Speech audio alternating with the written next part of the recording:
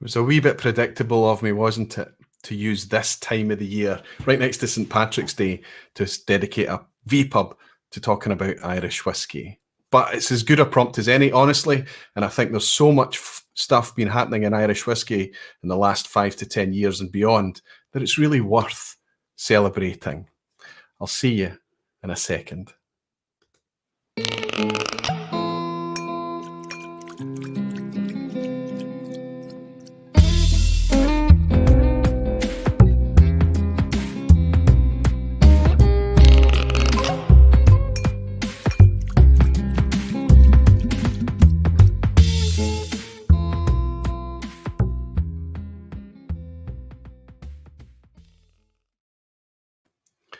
Hello, whiskey folk. Hello, everybody. Welcome to the vPub. Welcome to another Thursday night. You caught me topping up my glass there, pouring a wee dram to get ready for this evening. It's so good to see everybody. It's so good to see you all hanging out and spending a wee bit of time of a Thursday evening talking about Irish whiskey tonight.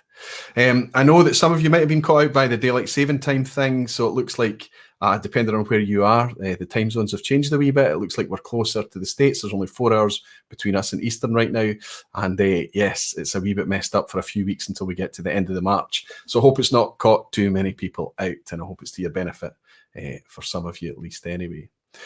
Tonight, yes, as I said in the intro there, it is a wee bit predictable that close to St. Patrick's should be the time that I would talk about Irish whiskey, but it's been in the offing for a while now.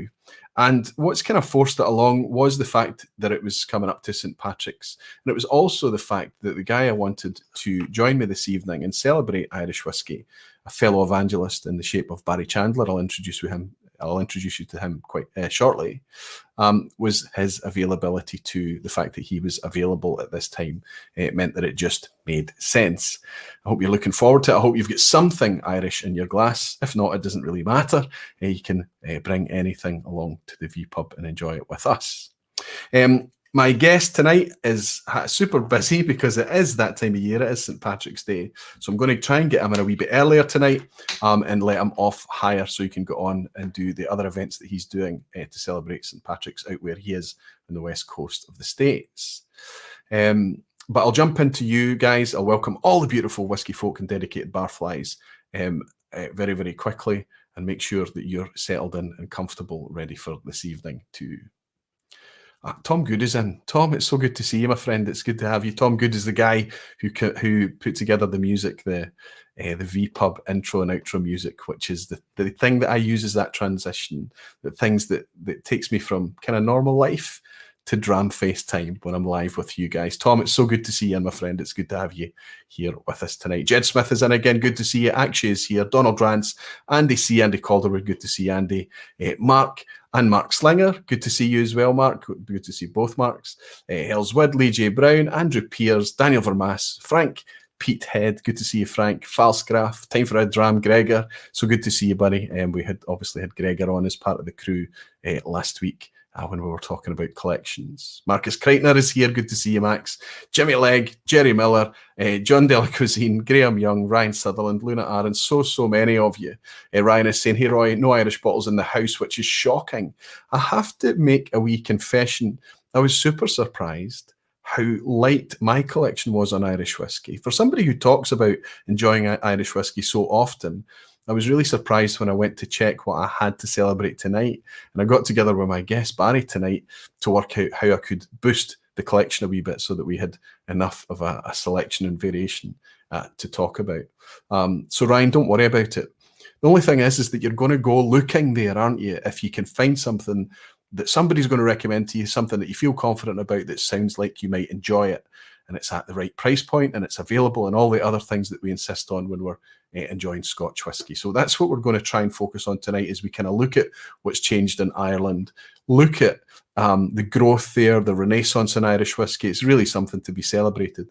But find out in these crazy times when we're all chasing bottles all over the globe for all categories of whisky, what's available in the Irish sector that might be worth your change.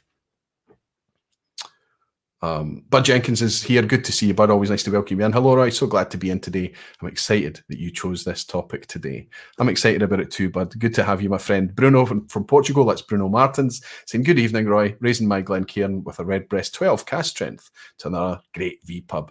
The Redbreast cast strength is here. It's still sealed. Whether I get to it or not, we'll wait and see. I've got 4 glasses out here in front of me. I'm just going to try and stick to these 4 glasses that I have in front of me and not fill any more than these because I'm in school duty in the morning. And I'm very, very grateful for that because if we're getting the kids back to school, that means that maybe things are getting back to some form of normality. Terry Dolan is in. Terry from Ireland, from Northern Ireland. This is poor timing. Just poured a dram of mezcal. No worries at all. Terry, you can bring anything along as long as you're hanging out with us and the fellow barflies, my friend. I don't care what you put in the glass. Thank you very much for your virtual dram. Nice to see you, Terry Dolan. Cheers. Whisky Radar Roland is here. Evening, Roy. About to pour a Glendalough 17 Mizunara. Superb. I remember trying that. It was quite a unique whiskey, I know a lot of people really, really love it. I found it quite one that you'd have to spend a bit of time with. There was quite an odd note to that. And I think it's almost like one of those divisive whiskies that for the amount of people that are going to love it, you're going to find some people quite surprised by it. I only had a wee tiny sample, though. I didn't actually buy a bottle of the Mizunara Glendalough. Hellswood is here saying, top of the evening to you. Can't be any lighter than our collection of Irish drams. Well, that's what it's all about, Helen. Let me just, before I go on to read a comment from one of the patrons, I'm going to just make a wee announcement here because I want to talk about this. It's quite cool. This is an auction that Anthony and Nikki over at the channel New Dram Drinker have started to, they've put out an auction that's gone live today to try and raise some funds, and there's 3 Aqvavitae challenge coins in here. Obviously includes the most recent one that you can still buy now, the Recycled Review edition, but it also includes a full set, including this original 038 coin. All 3 coins are all matching 038. So you can get your hands on the full set through that fundraiser auction for Myeloma UK. It's a bit of a bittersweet story. It's super positive that they're doing the fundraising there, but it's through one of their community facing a challenge directly related to the cancer charity itself. So if anybody's interested in getting their hands on a full set, which these are long sold out, batch 1 and 2 are long gone, they were very limited. If anybody's interested in getting their hands on a full set, I'll drop the link in just now, actually, and I'll also be good enough to drop the link in the description box. So if you're picking this up on the replay, which I'm always very, very grateful to those who do, you'll be able to drop in there and see what's happening. I meant to have a wee look to see what was happening with it. I'm not sure where it's at. I should get the page open here just now. Okay, I want to kick things off by a comment just came in on Patreon through one of my patron supporters. And I thought it was a nice kind of lead-in about the sentiment that I was feeling about Irish whiskey. Jerry Miller's bought me a dram to say, my wife says, thank you for keeping me out of trouble every Thursday afternoon. Tell your wife I'm very grateful to have you here, Jerry, and I am happy to keep you out of trouble on Thursday afternoons. Cheers. Thanks for your dram, my friend. Cheers. But my friend from the States, Nicholas Birt, who's obviously an Irish whiskey fan, dropped in to talk about Irish whiskey, and he said it's kind of a shame. This is a whiskey category that's really spreading its wings. And he's saying with the breadth of flavour experience rivals, perhaps the mighty Scotch whiskey, once heralded as the greatest whiskey in the world. But we're living in a new renaissance of Irish whiskey, says Nicholas. Poaching, peated, finished, pot stilled, malted, unmalted barley, single farm to glass experiences, things that have never been happening in most other categories of whiskey, but sadly overlooked. So he's feeling that Irish whiskey is still, despite being the fastest growing sector in whiskey over the last 10, 20, 30 years, he's kind of feeling that it's a wee bit misunderstood, that there's a lot happening that people don't know about, that it's, as he says, overlooked. He's saying most of my family is from Ireland, so I've always had a bottle of jammies, obviously talking about Jameson, in the house, But it wasn't until I started my whiskey journey that I got to really appreciate how amazing Irish whiskey is. So here is to some of the greatest whiskey in the world. I will enjoy this on the replay as I'm working tonight, but very interested in seeing how Roy and the barflies feel about it. So that kind of frames it quite nicely, Nicholas. Thanks for the comment. Because there is an element of I have to admit, my content, my channel is always going to default to where I'm most comfortable. My comfort zone is Scotch. But I can't talk about being an inclusive channel. I can't talk about being collaborative and open and the flavour chase and going after the next new experience if I'm blinded to all the other wonderful flavours that exist out there in the whiskey landscape, whether it's bourbon, Canadian, Japanese, American whiskies, European whiskies, English whiskies, and Irish whiskies. We've dedicated pubs, vPubs to bourbon. We've dedicated them to English whiskies, world whiskies. And I have in the past dedicated time to Irish whiskies, but I don't think enough, not enough that represents how I actually feel about it myself. But rather than me kind of leading you through, I'm going to reach out to my guest tonight, bring him on nice and early, because through a fellow, I feel like this guy is a bit of a kindred spirit, honestly. He's doing his thing out there on Facebook and YouTube. He's also doing lots of evangelizing through events and other formats. But I get the feeling through listening to Barry and seeing him literally sing about Irish whiskey live, it's kind of, I can tell he's got the same feelings for Irish whiskey that I discovered originally 15 years ago for Scotch whiskey. And he's compelled to share it. He's compelled to evangelize about it. And I thought he would perhaps be a perfect guy to introduce to you guys so that we could just talk about the Irish whiskey landscape, take a wee wander through it, and maybe do a bit of uncorking and myth busting along the way. I'll reach out to my friend Barry and see if he's good to come in and join us. Barry Chandler, good to see you, my friend. Welcome to the vPub. Roy, thank you so much for having me. I'm excited to be here, and I hope you're not expecting me to sing now tonight. I thought we were just here to drink whiskey. Well, when I say singing, I'm not talking about literally get the microphone out and get some music playing and singing songs. But it is when you, sometimes there have been people that have commented about, you know, it's clear when you get speaking about something that really excites you, even although we're not in the same room, you know, there's cameras here, there's mics here, it's a virtual thing. But there's sometimes enough passion comes across that people pick up that you genuinely love something. I think Barry Chandler genuinely loves Irish whiskey. Roy, I love Irish whiskey. I'm excited to talk about it. Anybody who will lend me their ear for 5 seconds or 10 seconds, I'm going to ask for 30 seconds and 40 seconds. Yeah, I love Irish whiskey and the people and the places behind it. So thank you for bringing me on to tip the scales towards Irish whiskey tonight for the first time. You're very, very welcome. It's nice to have you here, Barry. And I have to say, even when you talk like that, even when you say those things, that's exactly how I feel. People know they've been coming here for long enough. It's give me an hour, I'll make it 2 hours. And now the 2 hour thing is gone. It's the vPub is just the vPub. It goes on for as long as it has to go on for us to share our shared interests. But tell me, I've already introduced you as somebody that's on the west coast of the US, so maybe your accent is immediately jarring to people that haven't met you or heard you yet. Tell us about Barry Chandler. What takes you into the west coast, and what are you all about, Barry? I'm an Irishman. Obviously, the accent, I didn't put on the accent. It's not fake. It's real, authentic Irishman. I'm living on the west coast of the United States in San Diego. We don't get a foot of snow like you might get in Scotland. We get a foot of sun out here, which can be good and it can be bad for the Irish complexion. But I've been out here in the United States now for about 15 years. And I've spent the last 5 years really falling in love with Irish whiskey.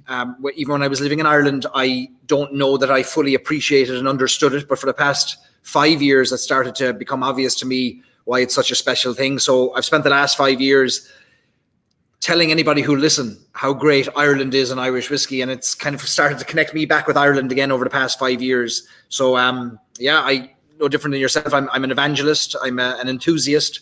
I'm learning every day about this lovely spirit and meeting fantastic people through it. And looks like you have a fantastic community here. And I've been very fortunate to build a little bit of a community around what I'm doing with Irish whiskey as well. And it's been one of the great highlights really of the last few years is just getting to meet people virtually and in person and where possible, sharing a drink in person. Of course, that's the goal for all of us, I think, now. But yeah, just getting to know and love Irish whiskey and doing everything I can to get more people to go to their bar cart or their liquor cabinet or a shelf and gather up all their bourbons and throw them into the bin, because there's no space, because they need to make space for the Irish whiskey that they're inevitably going to buy after I finish talking to them. Perfect. And when you talk about that, so you weren't offended in the slightest by me referring to you as an evangelist, obviously in the context of what we're talking about, just somebody who's genuinely and passionate and wants to share the topic. So you're doing that through Facebook, you're doing that through YouTube. What's the channel? What's the outlet? It's called Stories and Sips. Stories and Sips on Facebook and YouTube, and storiesandsips.com. So yeah, every Friday we do a live stream called The Lock-In, and that's where we gather and raise a glass together. I have to say there's a lot of synergy with yourself. the vPub. There's a lot of synergy with the vPub there, and incidentally, the vPubs that I have monthly for patrons, we call the lock-in, funnily enough. So there's a lot of synergy between the channels where we're just kind of hooking up there. There's people out there, and I refer to them as hanging out in the lounge, obviously. They're just sitting there dramming along, just enjoying a little pocket of whiskey time. And it's very, very similar what you're doing there, Barry. You're getting people together, you're having these really interesting conversations that look like just a fun time, and it genuinely is. But woven through these nice discussions, you're sharing lots of education, lots of ideas, lots of ways of drinking responsibly and drinking about things and understanding them as you're drinking them, why they exist, what makes them different, what makes them taste the way they do. And all the while celebrating this amazing, honestly, isn't it amazing, the resurgence and the renaissance we've seen in Irish whiskey? It's incredible. It's incredible. Yeah. It's amazing. How long have you been drinking it? You know, I had my first drink of Irish whiskey when I was 18, and that's 23 years ago, but it's only the past 5 years. 2016 was when I started getting back into Irish whiskey, and I kind of found myself getting into it by accident. And like many accidents, the accident kept going and I never ended, and I never left it. I just found my way into Irish whiskey and just got deeper and deeper. And even back in 2016, the range of whiskeys that were available in the United States, I was living in Ohio in the Midwest at the time, wasn't 20% of what we see on the shelves today, just 5 short years later. So you said you got into Scotch 15 years ago. I'm a newbie compared to you in terms of getting into my beloved whiskey.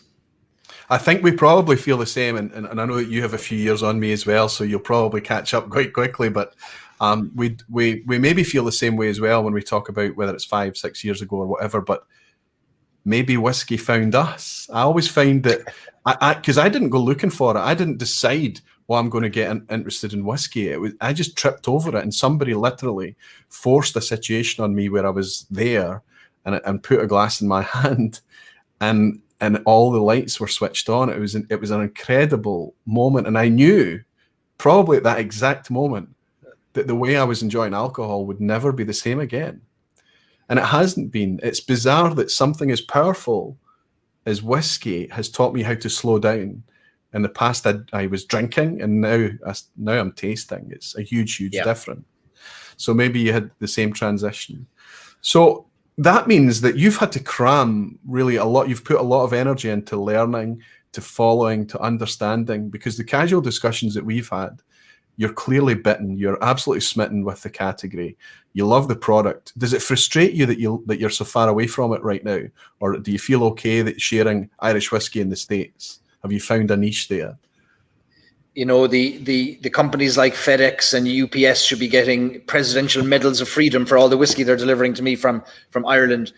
So while I feel separated from Ireland, I'm conscious that even in Ireland right now, nobody can go to a distillery, nobody can visit a warehouse, and maybe won't for a while yet.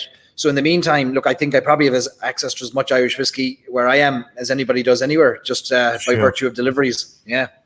Yeah. So you're getting around the distance thing. You're not suffering from the distance too much. Let's go through we've got kind of a loose structure, Barry, that we're going to use as a kind of to guide us, a bit of a myth or truth, kind of a myth busting thing, just to kind of guide us through what's happened. And some of these things people will understand Because if you were to categorize, if you were to just say, what is Irish whiskey about in one sentence, some of these really horrible tropes would maybe be marched out, right? So let's go through them blow by blow, and we can talk about what's in our glass as we do that, and talk about just how vibrant this category actually is. Here's our first myth, if you like. Is this true or false, Barry? Scotch is double distilled and Irish is triple distilled. It's an easy one, isn't it? It's an easy way to get around maybe the nuance that we're going to find with all of these myths. But I think we could rename that to, instead of Irish is, to Irish can be, just like Scotch can be. And that solves it all, doesn't it? Because Irish whiskey can be double distilled, Irish whiskey can be triple distilled, and Irish whiskey is both of those things. There's no legal requirement to be either. In fact, the legal documents allows a distillery to choose which way they'd like to distill. So it's an easy one. We will say, of course, that the majority of Irish whiskey is triple distilled. The majority of Irish whiskey. And the biggest Irish whiskey, most sold, most popular Irish whiskey in the world, Jameson, which accounts for 7 out of every 10 bottles of Irish whiskey sold in the world right now, which is astonishing. That is a triple distilled Irish whiskey. So when you have a whiskey that's that popular, that much marketing behind it, phrases like triple distilled will tend to stick. And Jameson has become an easy, a phrase for Irish whiskey. Just like Hoover is a vacuum cleaner, Jameson is Irish whiskey. So I think that's where some of the confusion has arisen from over the years. Yeah.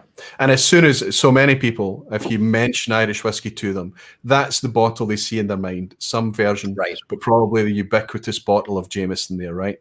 And that's kind of what people imagine.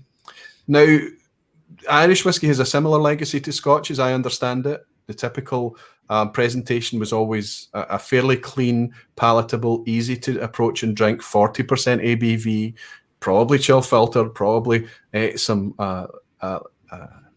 additions of colour through the years. It's a very similar legacy, I think. How is that changing now? How is Ireland taking this flexibility that it has of double or triple distillation and taking that forward? Because it's not just Jameson that we have on the shelf now. It's not. But I think what you're referring to really is, you're referring to a period really from 1975 up until, let's say, 2000, 2010, probably 2015 even, when, look, from 1975, when the new Midlelton distillery officially kind of opened and consolidated all of Powers and Jameson and Cork Distilleries Company, and really between 1966 and 75, you had this transition of distilleries from Dublin down to Cork. At that stage, Irish whiskey in 1975 was on its knees, and there wasn't the demand globally for a range of Irish whiskies that there is today. There wasn't the demand for cask strength, cask finished, recasking this, 6 different styles, you name it. There wasn't the demand. What the Irish whiskey industry was in survival mode. And so 40%, when you talk about 40% ABV, what you're really referring to is, look, the lowest minimum ABV required by law in order for it to be called whiskey. And so you had the distillery, Irish Distillers Limited, that owned the Midlelton distillery, were in survival mode. So what could they sell that was both palatable, enjoyable, represented the Irish whiskey category, was a good whiskey, but at the same time made money? There would have been no market for a 60% cask strength Jameson in 1975. Now, in the last 10, 15 years, we've seen a remarkable change. We've seen a remarkable move towards more options, more availability. We're seeing new entrants into the marketplace, all of which is because of that 40% green bottled Irish whiskey that has gone around the world and become the 9th best-selling spirit on planet Earth. So all of these new distilleries are standing on the shoulders of the Midlelton distillery, standing on the shoulders of Jameson, and are now recognizing that Jameson has opened up all of these channels, distribution channels. It's introduced people to Irish whiskey who now might say, I like Jameson. I wonder what else is available in the world of Irish whiskey. And so you have new entrants who are saying, we'll show you what else is possible. And maybe smaller boutique distilleries that can move faster, that can try things in ways that are quicker, more nimbly, get things to market maybe faster, test the market out. And so we're seeing an absolute resurgence. The last 10 years has been incredible for Irish whiskey. We've gone from producing 66 million bottles a year 10 years ago to 140 million bottles last year. I mean, that's 100% plus growth in 10 years. You don't see that very often in the drinks industry for a category, an entire category, not just one whiskey, but an entire category. So that is now opening the door. I grew up in Ireland. I grew up in Cork. I grew up 12 miles from the Midlelton distillery. So that Angel's share, I was being infused into my body from an early age. Back then, that was the only distillery in the Republic of Ireland. You had Bushmills in Northern Ireland and Midlelton in the 1980s in Ireland. Today, now we're hitting almost 39 distilleries in Ireland and another dozen in some stage of construction. So things are changing for the better, thanks to the immense marketing push that Pernod Ricard have put behind the likes of Jameson. So, but I'm excited obviously I'm clearly excited for what's here now and what's coming, because I think the best and the most varied and the most interesting is yet to come. And there was a point in time that even Bushmills was owned by Irish distillers. The company that did the consolidation you're talking about there in south of Ireland, right? They took the distilleries and shut down the Dublin distilleries, and they brought it and made the new Midlelton distillery down there in Cork. And the old distillery next to it became, I guess, the visitor centre, right? So before, was it Diageo that bought Bushmills? I can't remember now, but that's right. That's right. You really had all of Irish whiskey being produced by the same company. It's quite incredible that it could contract that much. But of course, that single distillery was a giant, like you say, and it was able to produce lots of variation there, lots of brands out of that same plant. So they would have been able to double distill and triple distill on site. Would that be true? I'm not sure whether double distillation was ever done in Midlelton, to be honest. I know that, to the best of my knowledge, it's always been triple distillation. So I could be corrected on that. Certainly the definitions would be more than happy to allow them to double distill if they so wanted. That's right. That's right. But the whiskey that we're going to try tonight is an interesting one to open up with, to talk about that thing. And this is an uncorking for me. This is a bottle that you and I got together to decide what I should maybe explore or invest in. And a kind of lighter whiskey, maybe, certainly lighter in terms of 40%. You've suggested this one, slightly different from the one you have, I think, but... Writer's Tears, yeah. You've got the copper pot, I've got the double oak. I have. So what's the difference between these two? And what is Writer's Tears? Writer's Tears is a fairly groundbreaking expression of whiskey that was released by Walsh Whisky. Bernard Walsh and his wife started a company back in, I think, 1999. Now going back, they started by bottling Irish coffees. The Hot Irishman was their first drink that they released, and they were selling that on the ski slopes in Europe. The Hot Irishman, Irish coffee in a bottle. But then they decided to source whiskey and to bottle up whiskey and to brand whiskey and become a whiskey bottler and a whiskey company, not making their own whiskey, but sourcing their whiskey. Writer's Tears and the Irishman would be their two whiskey brands that we'd be familiar with. And Writer's Tears is a unique blend of Irish whiskey. Any blend of Irish whiskey is going to be two or more styles that are blended together. But what makes Writer's Tears unique is that it's a rare blend of both single pot still and single malt. And that's something that's very rare. That would be known as the champagne of blends, because typically a blend will involve a more expensive distillate and then a slightly cheaper distillate, perhaps. You normally will have your malt and your grain, or your pot still and your grain. Here we've got your pot still and your malt to create Writer's Tears.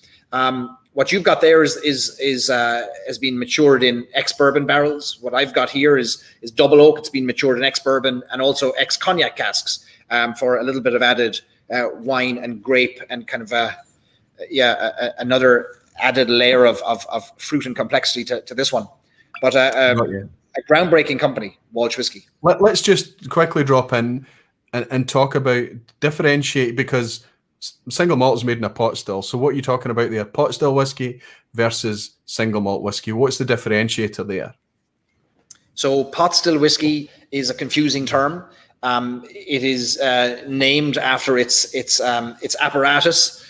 Pot stills, of course. It is made in copper pot stills, but that hides the real definition of what pot still is. Pot still whiskey is a whiskey made from a mixture of malted and unmalted barley, and up to 5% other, which could include wheat, rye, oats. Most pot stills made in Ireland currently, and I say most, not all, there are exceptions. Most are just a mixture of malted and unmalted barley. And so obviously a single malt, single distillery, 100% malted barley, single pot still, single distillery, mixture of malted and unmalted barley. Maybe 60-40 or 40-60 or 50-50 typically. And again, either double or triple distilled. Clearly on the label, this one that we're enjoying tonight is a mixture of malt and pot still. That's right. And it tells us that it's triple distilled. So both of these spirits are triple distilled. I have to say, when you approach a whiskey at 40%, and I think this is true of the pot still Irish whiskies as well. So the single pot still Irish whiskies like Redbreast or perhaps the entry-level Green Spot, these are 40% whiskies. So when you go towards these light entry-level gateway 40% type whiskies, you're expecting, quite a light, fresh, easily and accessible nose. This one I have here, Barry, is quite rich. It's quite an overt nose. It's very fruity. There's a lot more going on than I expected when I first went in. It's already quite interesting to me. So and mine's at 46%, so I've got the extra little bit of kick on mine. Yeah, I must not have noticed that. No, this is 40%, this one here. So it's maybe that double oak one with the cognac is at 46. Yeah, that's right. I missed a trick there. I don't. When I bought that Writer's Tears, when I bought that copper pot, I didn't actually have your version available. I maybe should have spent a bit of time looking for it. But this one on the nose, and I mean, to be honest with you, bourbon cask is probably what I might have been drawn to anyway. Yep. I mean, it's really, really nice. Anyway, cheers. Cheers, don't you?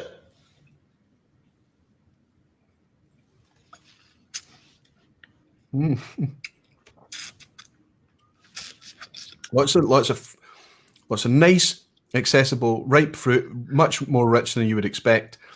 Toffees and caramel. Yeah. Very easy, virtually no alcohol prickle whatsoever. This is very soft, just slides across.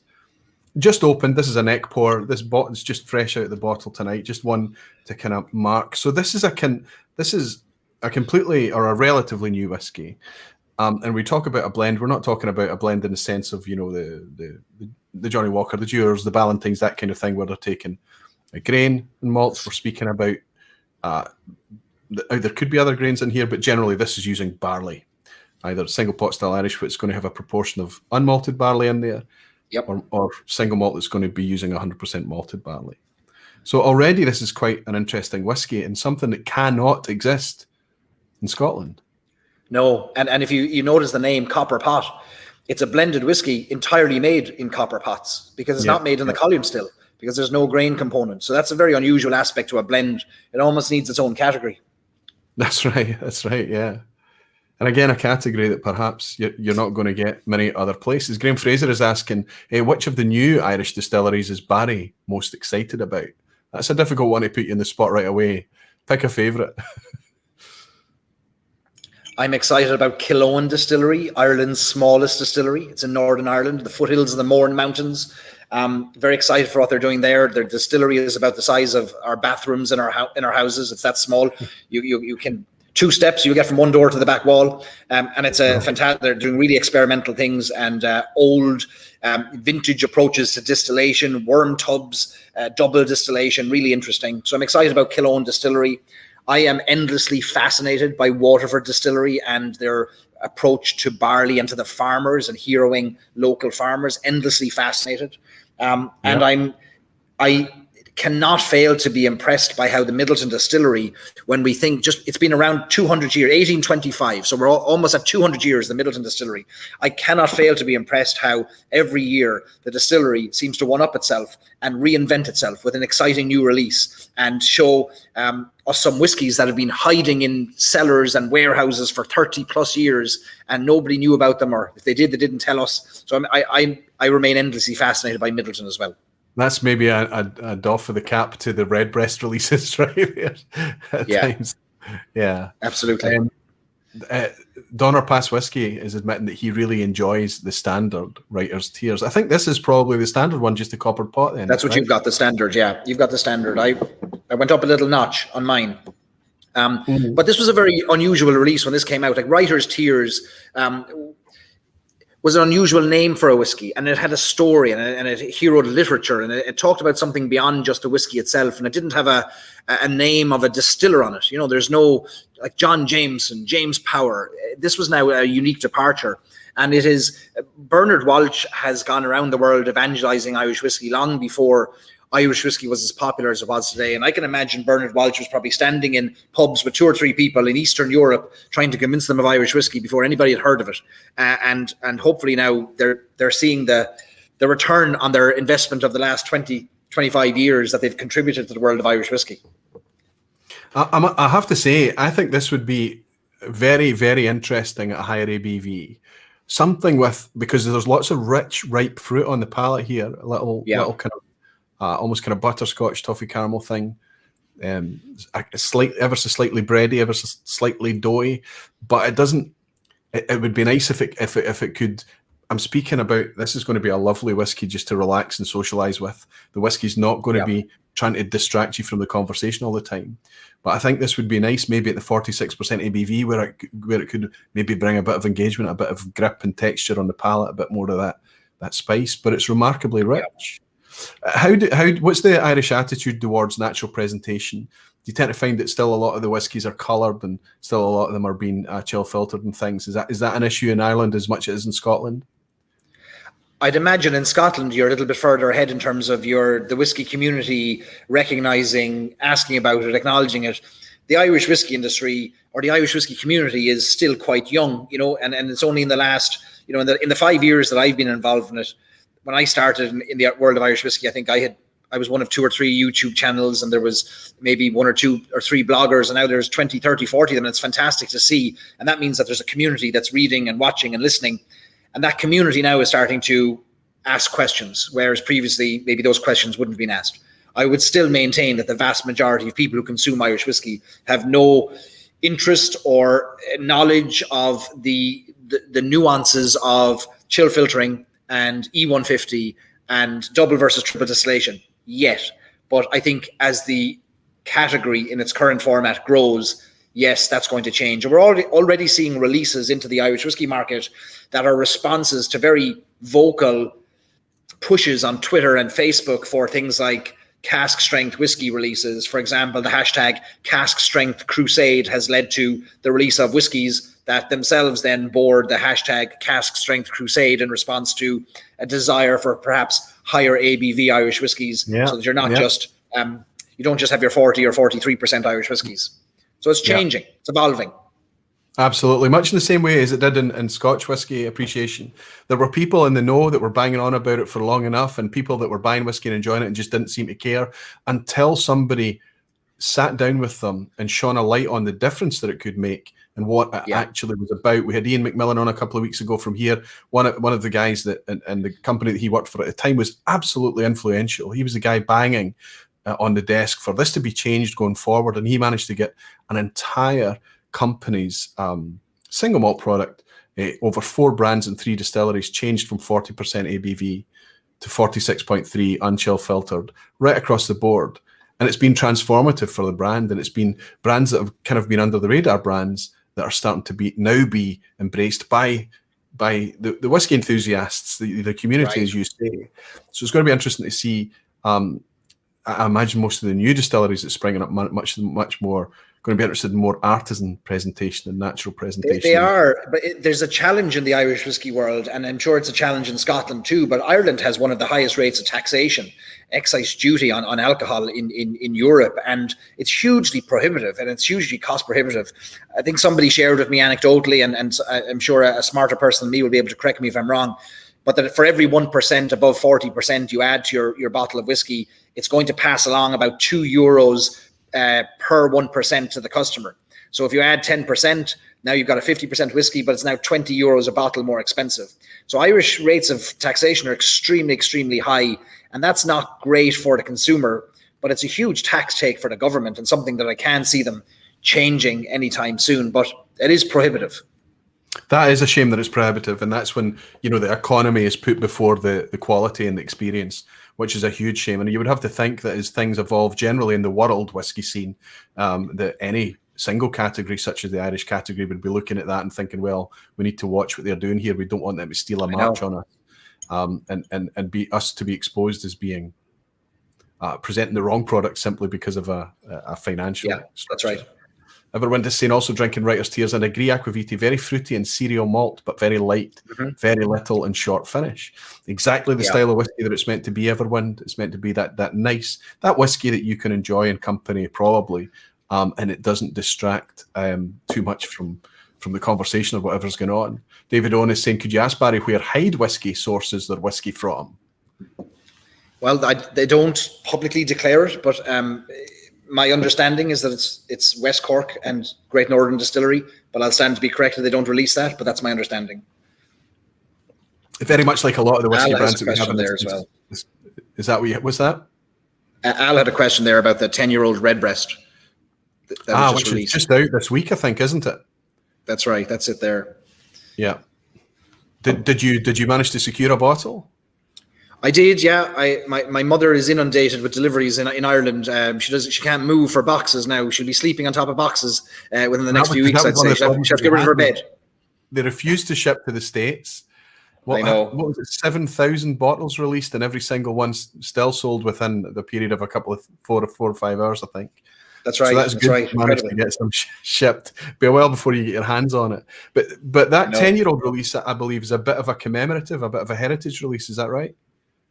It is. So 30 years ago, Redbreast was reintroduced. So there was a period of about 5 or 6 years where Redbreast disappeared because Redbreast historically was sourced from the Jameson, the Bow Street distillery in Dublin. Gilbey's sourced their Redbreast from there from the early 1900s, all the way up to the 1970s. And after the distillery closed was at 1972, 73, when Jameson closed in Dublin, they cut off the supply to whiskey merchants, to the bonders and the bottlers, for the most part. So anything Gilbey's had in their cellars and their warehouse at the time, they could have matured further. So I think the last Redbreast that made it out of Bow Street, I think disappeared in the mid-1980s. And then, because there was no more stock, Midlelton Distillery decided in 1991 to bring back Redbreast. So that was 30 years ago. Hard to believe 1991 was 30 years ago. Right. So they have now released in 2021, God, we're getting old, the 30-year commemoration. And it commemorates the 10-year-old Redbreast, which would have been popular in the 1960s, 50s, 60s, and 70s was the last time it was sold. And so they've released this as a kind of a hat tip to that old style, and it has a higher percentage of what would be known as trad pot, kind of a traditional pot still style of whiskey, which would be kind of a heavier style of pot still whiskey, which would have been probably one of the most common styles, or that older, heavier, oilier style of whiskey. So there's a higher component in this than there would be in a Redbreast 12. I don't think there's any in the Redbreast 12-year-old, but the older expressions have this trad pot, 21-year-old, 27-year-old, for example. And so this is pretty rare, I think. 7,000 bottles. It went fast. I'm sure it'll, in the space of about 3 minutes, it'll be on auction sites all over the world for people who didn't get it the first time. Absolutely. And how much was it selling for? I think it was about 100 quid, about that. €100 a bottle, yeah. 100 euros a bottle. So, I mean, I know it might be expensive for a 10-year-old, but it's a really quite interesting release, and certainly a limited release.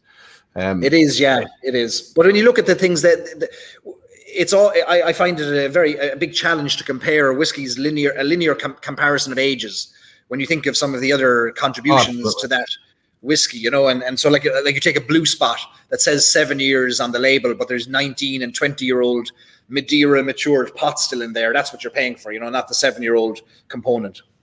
Exactly that. And as enthusiasts, when we're actually asking for an age statement and they put it on there, you know, it's nice that we know that what's actually in there is a mix, and it just happens to be that 7 is the youngest component. That linear comparison, it was something that I did recently when I did the best 12-year-old Scotch. I kind of, my summary at the end was, this is folly, because, you know, comparing one 12-year-old against another 12-year-old, fine, you can talk about, you know, it's a measure of investment of the distiller's time or whatever, but you don't actually know, especially in Scotch, you don't know, you're not allowed to know how much overage stock has potentially gone in there, what the actual vatting is. So what you have to do is you have to sit down and compare the whiskey in contrast with each other, not on its age statement, but on how much you paid for it and how much engagement you're getting out of it. I think that's more relevant. That's right, yeah. Certainly be interesting to try that. If anybody's managed to get their hands on some 10-year-old, I don't like to accept a lot of samples, so I'm inundated with samples, but I would like to try a wee 10-year-old Redbreast if there's any out there and amongst my local friends. Cyclos Corbango's got my wee dram to say, which spot should I buy? I'll offer a suggestion to you, Cyclos, and I'll let Barry offer his recommendation too. If we talk about 12-year-old whiskey, we have to say that yellow spot is expensive for a 12-year-old whiskey. However, the qualification I've just suggested, it's £70 or thereabout if you can pick up the yellow spot. It's a fantastic whiskey. Really, really super from the first sip to last. One of my favourite whiskies to pour blind for people and have them raving about it, and then you pull the cap out from under them and tell them that they're sipping an Irish whiskey. But also the other spots, the Montelena and the Leoville Barton, which is in my glass at the opening, because it's 46%, bit more better presentation. If you can get it at a good price, that would maybe be my recommendation. But you've got more experience of the reds and the blues, and what would you recommend, Cyclos, as a spot to go for? Well, I'm in the minority, I think, by saying that Green Spot is not my favorite of the Spot range of whiskies. I find Green Spot to be, for my palate, again, the wonderful thing about whiskey is whatever we believe ourselves is true for us, isn't it? I believe exactly. It's kind of a light orchard apple summery whiskey, whereas I like a richer, darker, heavily fortified wine influenced whiskey. So give me a red spot, give me a blue spot all day long.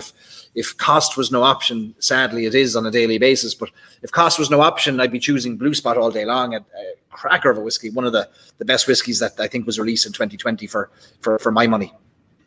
I chased it around a few times. Some of them became available just earlier this year on one of the online retailers in the UK. I jumped on the link and I just missed it. It sold out again.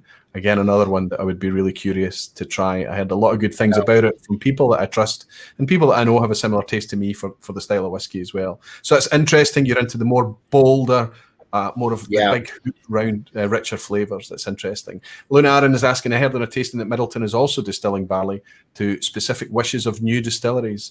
So is that a common thing to do in Irish whiskey?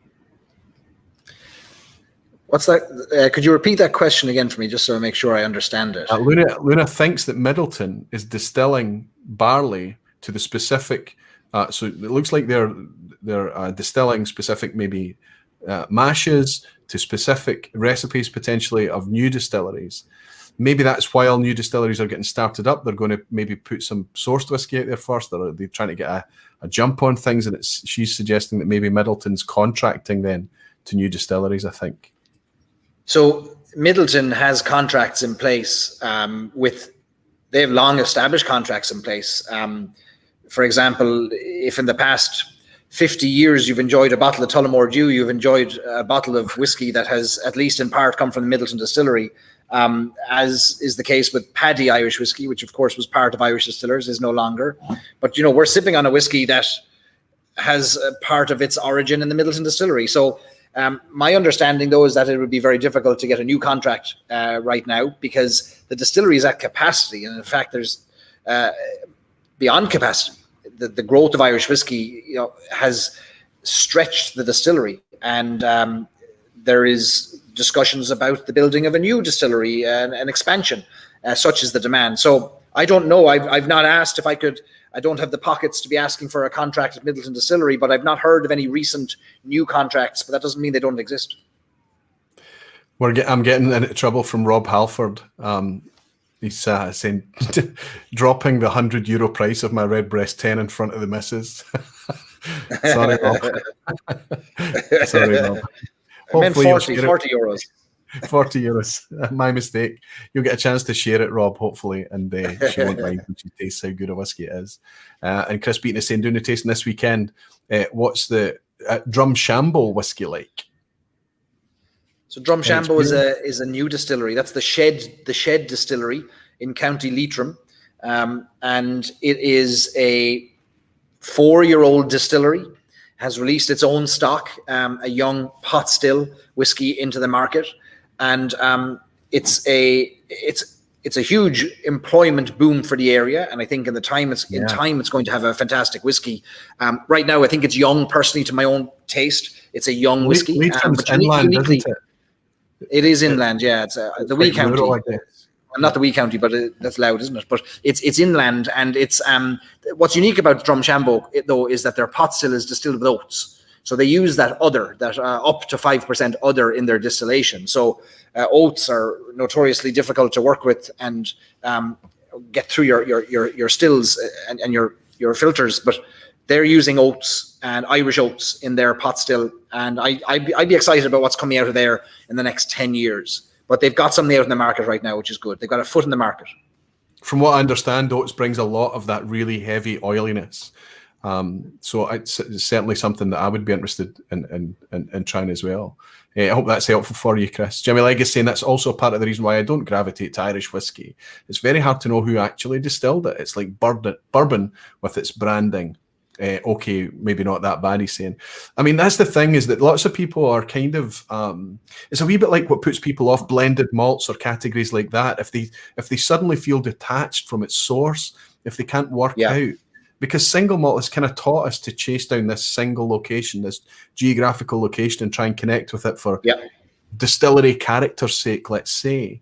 But the modern way of making whiskey is stripping away that idea of a distillery character, because the building of a new distillery for blend's sake, in order to fulfill a particular point in the flavour map, in order to provide product for blending, it's gone now. Most of the new distilleries coming on board are coming on for single malt sake, or perhaps pot still, single pot still, or whatever it may be, for a completely different market.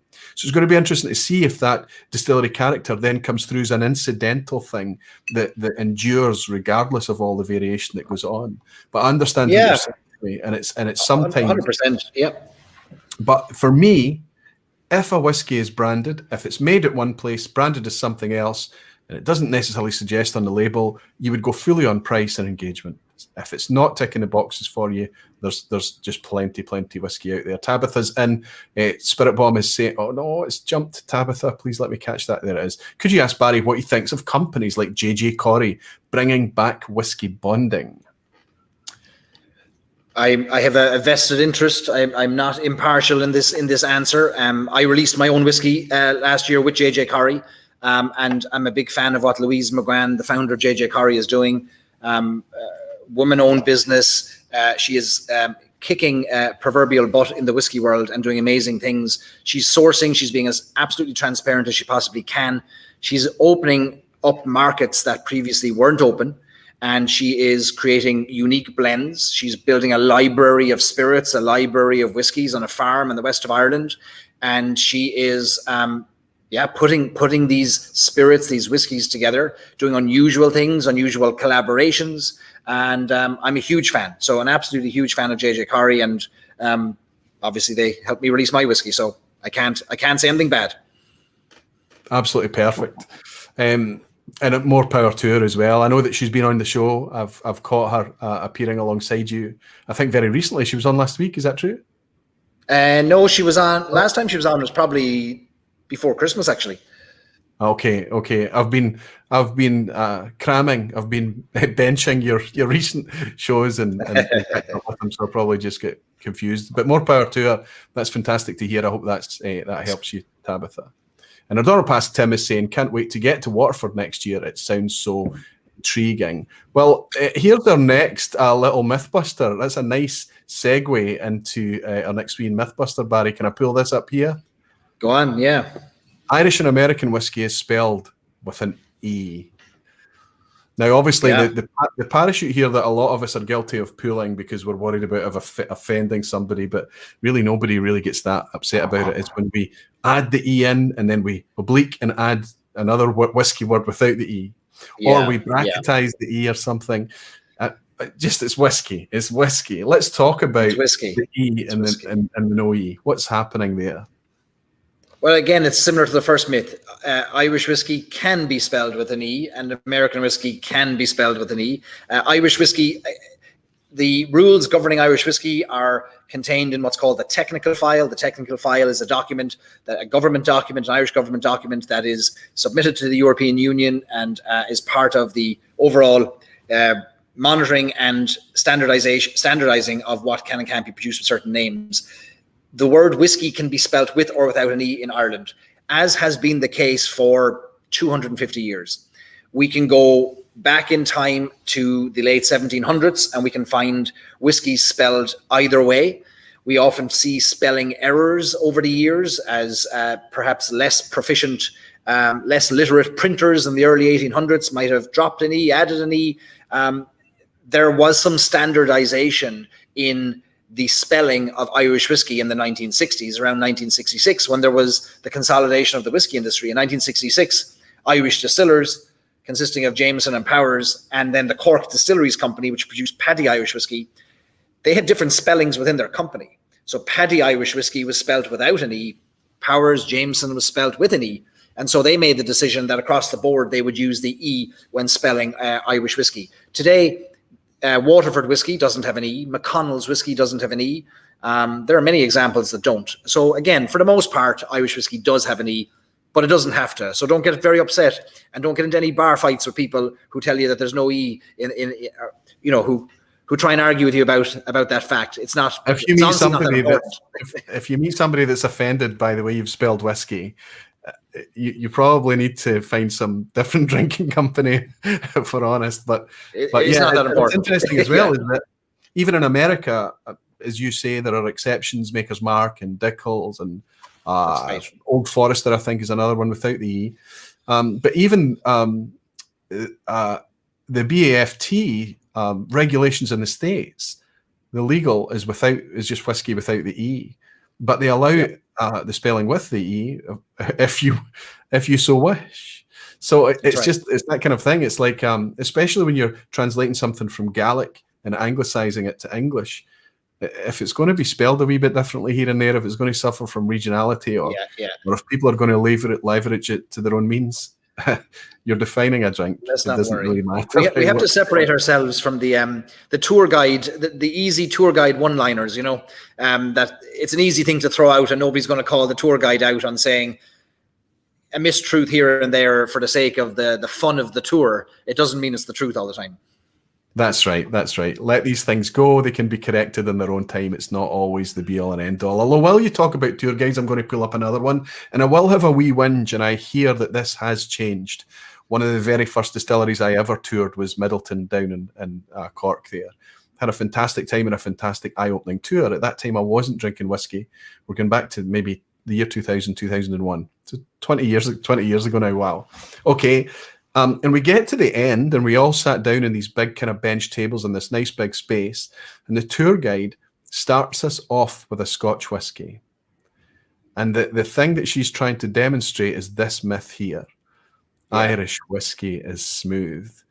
Now, at that time, I wasn't particularly perturbed. I didn't really care, but I was a wee bit annoyed that they would choose a particularly cheap, rough and ready, crappy whiskey and not tell you what it is, other than the fact it was Scotch, in order to compare it against the other offerings that were going to come after. And that contrast would give you that idea that triple distillation from that distillery produces a smooth whiskey and Scotch is rough and double distilled. I know that's probably, I hope that's not happening now. I don't know. It is. It's everywhere. That's still happening. Don't worry.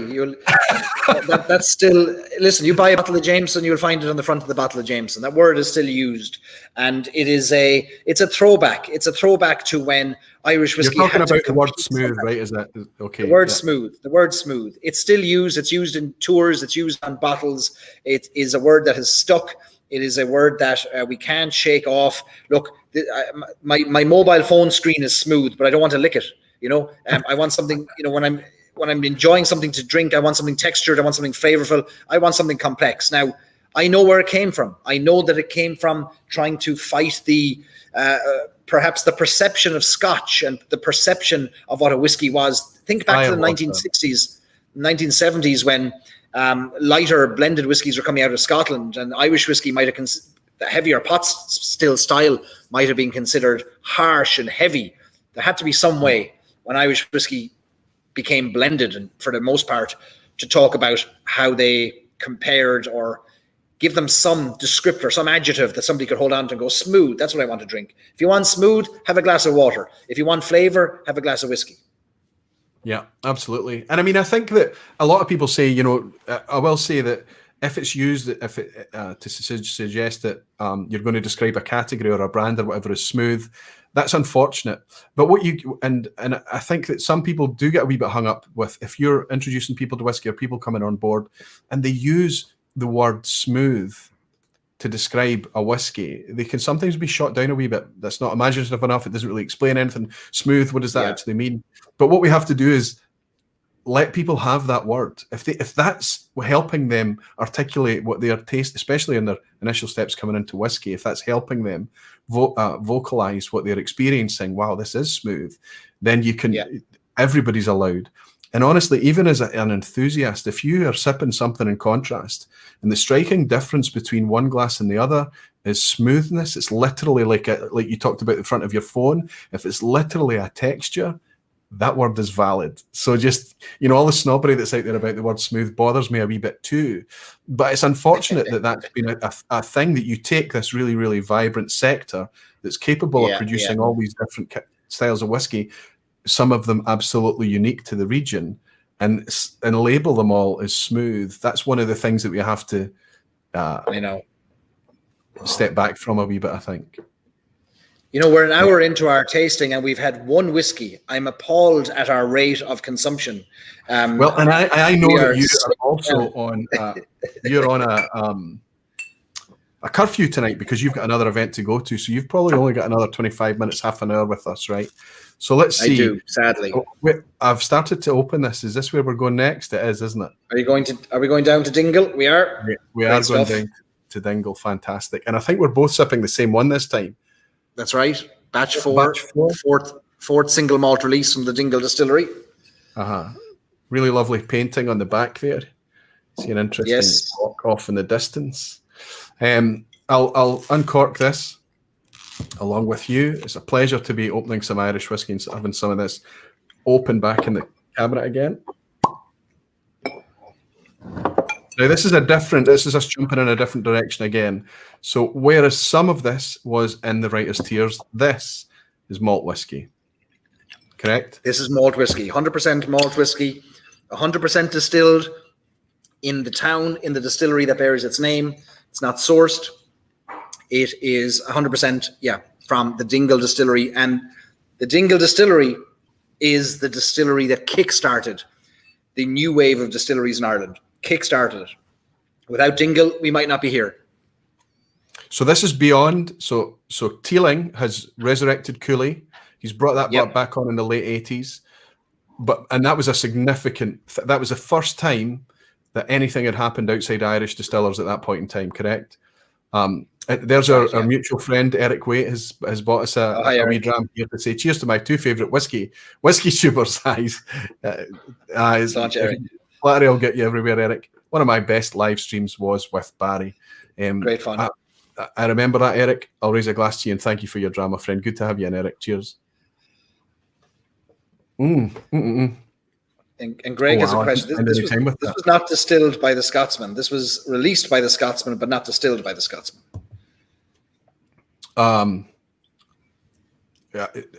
Teeling you're talking about, yes? Oh, sorry. No, Greg had a question about this one. Greg asked if this was distilled by Graham Cool. But Graham Cool arrived after the distillation of this one. Yes, of course. Graham Cool's there now, isn't he? So what did you say? Did you say Scotsman there? Scotsman. Graham is a Scotsman. Irish whiskey is being infiltrated by the Scots, left, right, and centre. Well, I hope that's a good thing. I hope that's a good collaboration that's happening there. Graham Cool's a very respected guy. He was doing great things at Glenmurray before he was attracted over to Ireland by Dingle. And I've no doubt that Dingle's in good hands under the stewardship of Graham. I think that's fantastic for them. I have to say I was quite surprised by that sip there. I didn't spend any time nosing it. But the first is as soon as this landed with me, what I was getting was lots of lovely yeasty fermentation notes, lots of fruit, lots of bready notes, lots of really quite clear influence from fermentation on this glass. Yes. Yep. Especially on the back of that mixed one. This fruity, it's malty, it's biscuity, it's dry, a dry finish. This is reminiscent on the nose to Daftmill. There's a slight hint of creamy. It's creamy, doughy, bready, as you say, biscuity. Yeah, yeah. Now this is a marriage of casks. So you got your 3 different cask components here. You got your ex-bourbon, ex-sherry, and then ex-port as well. So you got a lovely little port sweetness coming through. I think that's the dry. For me, that's the dry, almost the right at the end. Dryness on the finish. Yeah. Right at the end, absolutely. A wee bit like cranberry almost. It's dry and like cranberry right at the end there. That's interesting. I've got bottle number 6630. It's incredible. 7833 for me. You beat me by 1,000. So that's quite. We don't know how many total number there were, of course, but it's quite interesting that they're putting the bottle number on there. So this batch number 4, I guess what they're going to do is go through a series here. This is a serial release. It's going to just follow on 5 and 6 for this release. Yeah. So they're at number 5 now. So when they first released, their first ever release was a single malt. That was the batch 1. I think that was 2016, or maybe 2015, if I remember correctly. And every year since they've released a single malt release, they've had a few single pot still releases as well. I don't envision the batch numbering continuing indefinitely. And my understanding is that they'll reach a point where stock has matured to the point where there could be age statements and there won't anymore be batches. Maybe there's a continuous available single malt non-age statement perhaps. But right now they are being released in batches, different maturations, different cask contributions with each release. That makes sense. That makes perfect sense. What age are we drinking here, Barry? What age would this be? So we don't know exactly, but we have to use clever whiskey triangulation to find out. But this came out, let's say, 18 months ago, or maybe almost 2 years ago now at this stage. So the distillery opened in 2012. This was released, let's say, 2019. So you're looking at maybe at its oldest, maybe a 7-year-old whiskey, maybe a little bit younger. I have to say, it hides its age very well. This easily drinks like 10, 12. This is. I hate to use. I won't use the word smooth. It's soft. Right. It's very.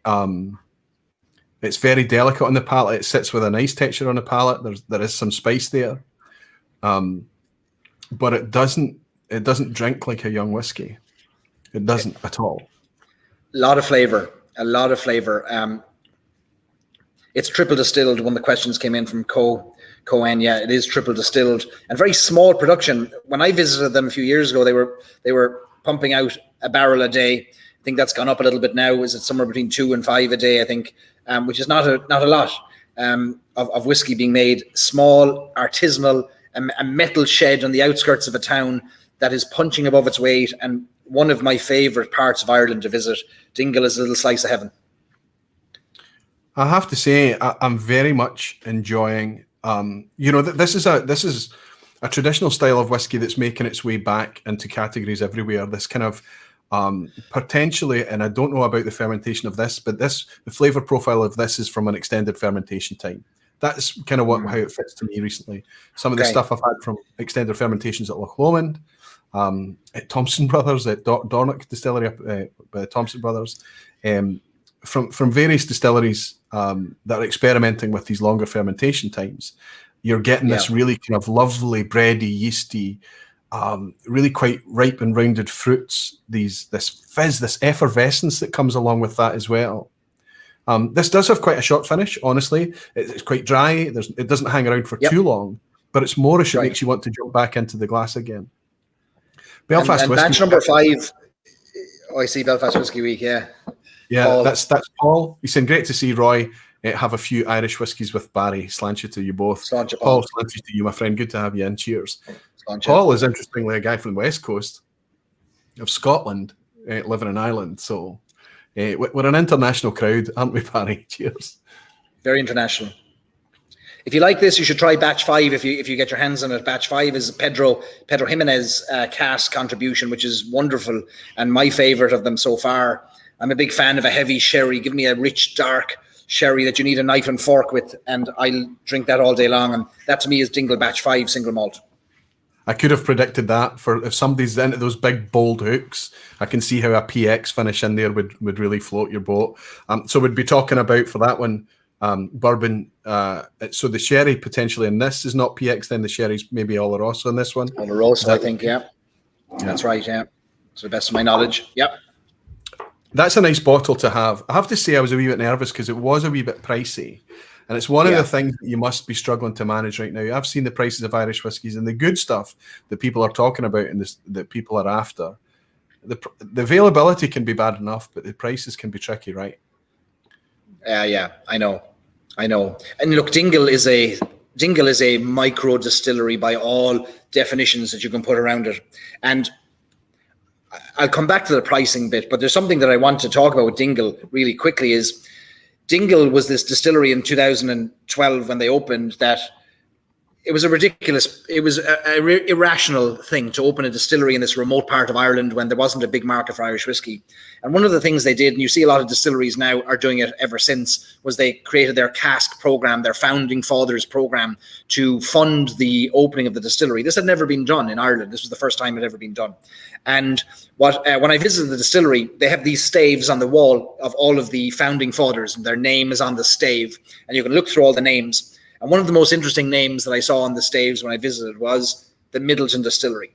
So here you have in 2012 a distillery opening up that, for all intents and purposes, is going to compete for whiskey dollars and whiskey money, and they're buying a cask to put their 6,000 or 7,000 euros there to support and fund the building of the distillery, which I thought was just a touching thing that I'm reminded of every time I meet anybody in the Irish whiskey world, and I'm sure it's the same in the Scotch whiskey world. There's a wonderful collaboration and connectivity and support network. We're two small countries. We all know each other, and we're probably, none of us are more than 3 or 4 hour drive away from anybody in our respective countries, And I thought that was a lovely little gesture that Midlelton did when they didn't have to, and it helped Dingle out, and they've gone on to great things since, and now we're here with batch number 4 of their whiskey because they were funded.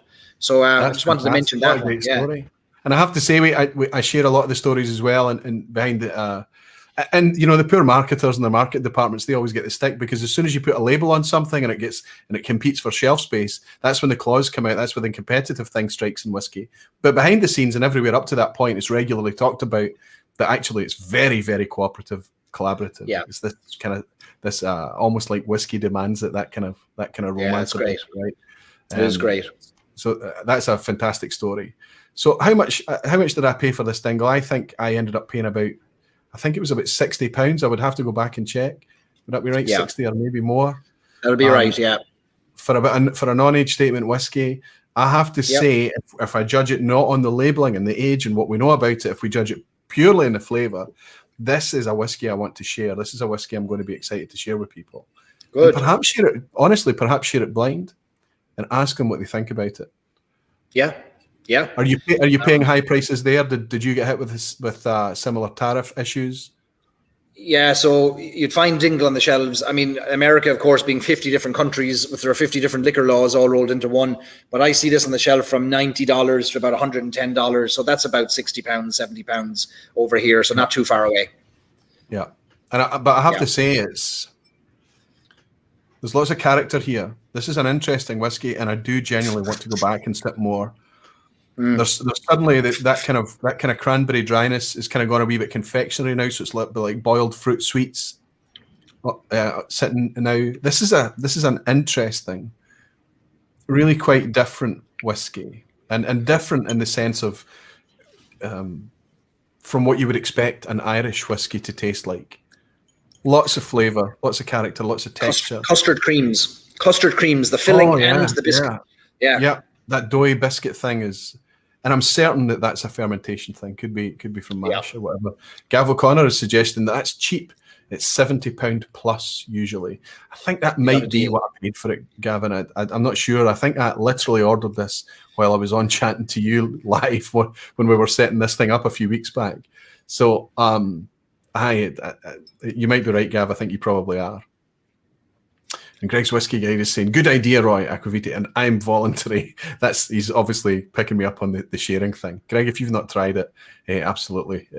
I'll do my best to get a wee sample across to you, buddy. Fantastic. So let's as we pull up the next glass and the next myth, where are we going to go next? Because we've not given ourselves much time to talk about two of the biggest hitters in the industry here. I've got a Powers Johns Lane sitting here. And we'll have to go for that. You'll have to hit that up. You have to pour that one. Yeah. This is up there for me. This is a spice bomb. This, you can see that this is my second bottle of this. I absolutely love the stuff. I was interested to see it went through a rebrand last year, didn't it? It did. Same whiskey, different bottles. I'm a huge fan of this whiskey. It's 12 years old. Whiskey. I like the fact that it's got the age statement on there. I love the 46% presentation, but I love the texture. I love the texture that that pot still Irish whiskey brings, brought with the spice. This is the spiciest of the category, I think, in my limited experience. This is a staple in an Irish whiskey lover home. If you don't have a bottle of Powers Johns Lane, are you even an Irish whiskey fan, I wonder? Is that right? Yeah. One of those ambassador drams. And for the longest time, this was not available, Barry, right? I mean, we have to just put into context, when Redbreast came back in the early 90s, it was already dead. It was killed off. It was literally brought back by the skin of its teeth. And I think, to my understanding, the only thing that kept that entire category going was the Green Spot. Is that true? Green Spot is the only continuously available pot still whiskey that has survived the transition from the Bow Street distillery in Dublin down to Midlelton and County Cork. So Green Spot has been continuously available. Powers, to put that into context, yeah, we're talking about a category that was literally limited to a few pallets at a time. It was tiny amounts. Yeah, that was once the biggest selling spirit on the planet. That's right. It was almost dead. And we're speaking about as recently as the 1970s, right? So you have this lost century in Irish whiskey from the late 1800s to the late 1900s. You have a lost century. Irish whiskey was in decline from the late 1800s on, and in 1966 was on its knees. So yeah, we went from being 70% of the world's whiskey consumption to being at a point in the 1950s and 60s when the American government stopped tracking on their import list the quantities of Irish whiskey because it was so tiny.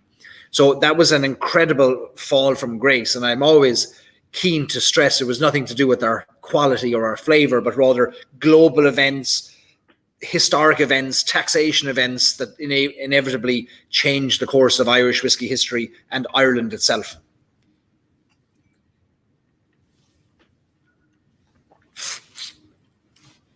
Oh, it's still an excellent whiskey. It's still an excellent whiskey. It's very communicative. It's nice and rich. The spice isn't quite as profound as I remember it. But probably I've been sipping it in the past against other pot still whiskies. I've just come off the back of that Dingle, so probably that had a nice grip to it.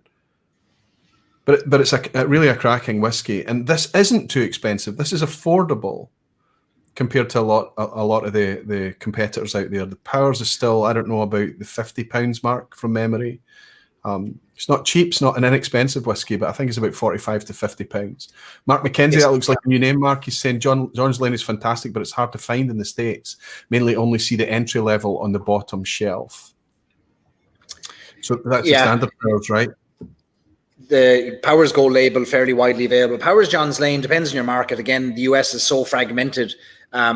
There tends to be clusters of where you'll find the biggest concentration of whiskies, and it's normally down, not surprisingly, to population and density of where you'll find the people, you'll find the whiskies. So sadly, if you live in more remote areas of the United States, it becomes harder to get access to these styles of whiskey. But this is a astonishingly good whiskey, named for the Johns Lane distillery where Powers distilled in Dublin for 200 years before moving to Midlelton and County Cork.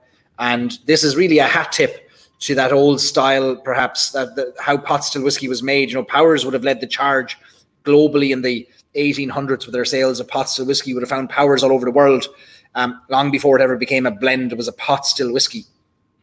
And this was the first pot still Powers released since the Johns Lane distillery closed its doors. And so I think this came out in 2012, so about 9 years ago, and it has been a favorite ever since. There's people fall over themselves for Powers Johns Lane. And I think it's great value. It's about €60, I think, and it's about $60 or $70. But for what you're getting, it's just incredible. 12 years minimum. Mixture of ex-bourbon, ex-sherry casks, lovely leather, tobacco, chocolate almost notes on the palate, heavier style, and a little bit of heavier on the kind of those wood, leather notes than the fruit, but a lovely, lovely balance of sweetness and spice. Yeah, it does. It does have a boldness about it. It does have, yeah, it is oaky, but it's oaky in a positive way. That it's not like you're going in there and getting wood. It's just, whiskey and wood. It just in check with each other. The spice for me, I usually get a lovely, lovely spice on this, but it's obviously just in contrast, as it happens with whiskey all the time, against the Dingle. It's kind of muted out a wee bit there. I'm sure if I was to sip this against one of the earlier whiskies that we had tonight, that spice would be full on again. And I think it's one of these things that we've really got to be grateful that it has been brought back to life again. That it does exist again, because it's a lost whiskey. I guess one of the advantages of that consolidation happening that Midlelton was able to bring these brands back again. Yep. I'm very mindful of our time. It's the grains of sand are running through. It's incredible, Barry, but I'm really, really enjoying this, and it's a shame. But I always knew that it was going to be limited, and I'm glad that you still gave up your time to join us tonight. But before you go away, we have to talk about the last whiskey, and I'll admit to you something that I've had a few samples from this distillery over time as they were building up to releasing their first whiskey. And when the first whiskies were launched, I wasn't motivated to jump in any specific direction, but for whatever reason, I bought one of the bottles. And I almost felt like I had to have one rather than I was really excited to buy it. But I opened it last night for St. Patrick's. And it's the first time I've had a whiskey from this distillery where I've really thought, okay, now you've got me engaged. Now I'm interested. Because all of the previous samples were a wee bit jumping all over the place. They were a wee bit hot, certainly very, very spirit-led, because it was young whiskey that they were sharing. And normally at fairly high ABV, although most of it is released at 50%. What distillery are we talking about? We're talking about Waterford Distillery, surely. Absolutely we are. And I opened it last night, but the one that I bought in the end was not one of the single farm releases. It was actually the organic release, the Gaia release 1.1. It was a wee bit more expensive, but I think I was scratching around at the time, and from what I could pick up from reviewers and other people that I follow and things here and there, that some people were excited by this one. So this is the one I eventually opened last night, and I'm really glad to have it. I've only got a sample bottle. You've got the beautiful bottle. Well, there's a hell of a weight to this. Oh, it's incredible, yeah. I mean, it's a beautiful thing. It's one of these things that I'm going to feel bad about potentially throwing it away, but it does make me feel a wee bit like, did they need it? This is probably quite an expensive thing. However, and this was an expensive whiskey. We're speaking, I think I spent about £70 on this, £75. There's probably not a lot of it out there. This is the Gaia 1.1, but £70 is asking the whiskey to do a lot. It's got to really live up to that price point, isn't it? 70 or maybe even more, £80. I'm going to get a clean glass. I've broke my 4-glass rule, so I have to just pour a wee drop. Yeah, I can talk about this Waterford and the pricing. Look, and I will declare up front that my company produces a podcast for the Waterford Distillery for what that's worth. But I have made my position clear on Waterford for many years. And anyone who'd like to fact check when I started talking about Waterford is welcome to do so on my YouTube channel. But I'm a big believer in their approach. And I do think that these are expensive whiskies. There's no doubt about it. If you were to compare a 3 or a 4-year-old whiskey to from Waterford to another 3 or 4-year-old whiskey, these are very expensive. So this is not for a budget conscious, somebody who just wants to buy whiskey based on price. It just can't be, because it doesn't make sense. So you have to believe in the approach, and you have to want to go deeper into perhaps the process and the production. And it's controversial, and it is divisive, and it creates conversation, debate, screaming, shouting, crying, tears, and everything in between. And that's okay. And I think that makes for good discussion. I think it is, over the next 10 years, is going to change how Irish whiskey is produced, because of how consumers are going to be informed as a result of their methods of production. But that's just my personal opinion on Waterford. Well, the guy at the helm is my idea of a disruptor in the whiskey industry. He's very disruptive. He's very outspoken and he's very opinionated. I hope to have him on a vPub, hopefully a fairly eminent vPub, to hear what he's got to say about his approach. But specifically, I would like to talk to him about his approach to barley and things like that. And I think that's forefront on most of the things that I've tried from them, because despite what else I've said, every single one of them has got this lovely, oily, coating, really quite distinctive mouthfeel. It's got a lot to do with ABV, it's got a lot to do with how they're producing it, but it's got a lot to do with the fact that they're kind of doing everything starting with barley first. Yep. And I know that they're suffering on yield. I know that they are not chasing yield. I know it's not important to them. They're going for flavor first. And I know that we have to be careful as enthusiasts to be careful how we speak about them now in these very, very early years. But we can watch how this is maturing and how it's moving forward. This, to me, is the first time I felt that this is at a palatable age to drink. The previous ones, the chilly heat has always, it's not been so much an ABV heat, but it's been a youthful whiskey heat. Yes. But going forward, this one is maybe a wee bit older. It's maybe it's the fact that the way it's been put together, rather than being a single farm product, maybe they've had the ability to do more of a vatting here. But this is wonderfully bright and floral. Oh, it is. And the fruit notes are incredible. On the nose and the palate, it is wonderfully fruity, yet that malt cereal note is unavoidable. You've got a double distilled whiskey here, not triple distilled. We've busted another myth. Double distilled and organic. This is an organic whiskey. No fertilizer used.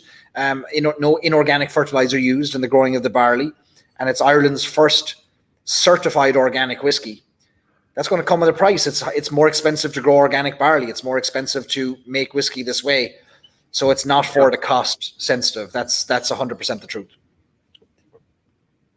The fruit is right. For me, it's tart and top note type fruits. It's orchard. It's bright apple. Mm-hmm.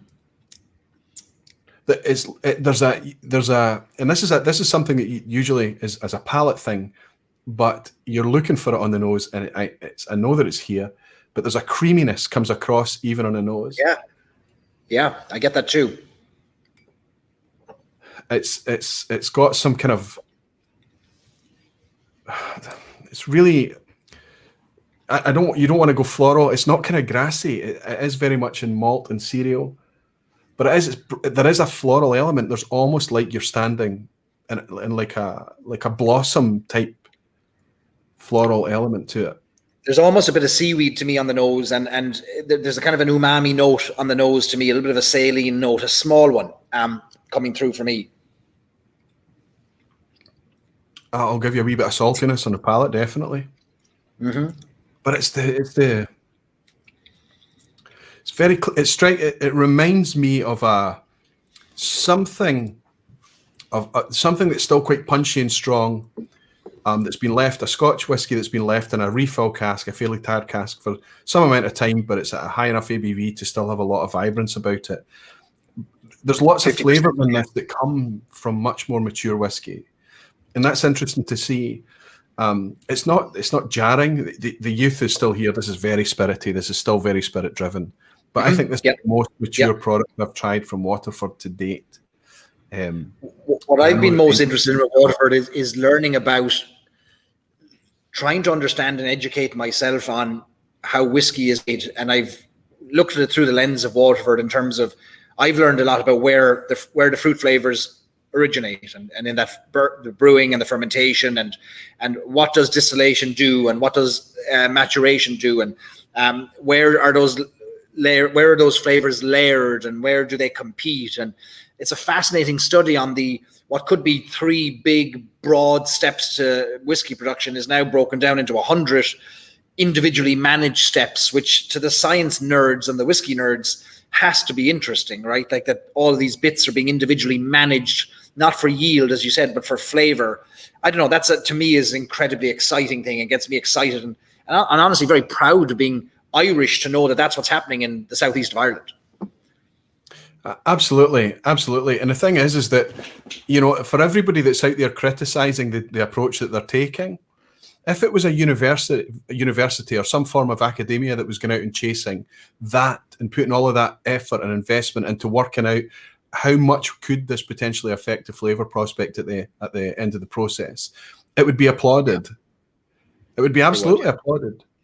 Yeah.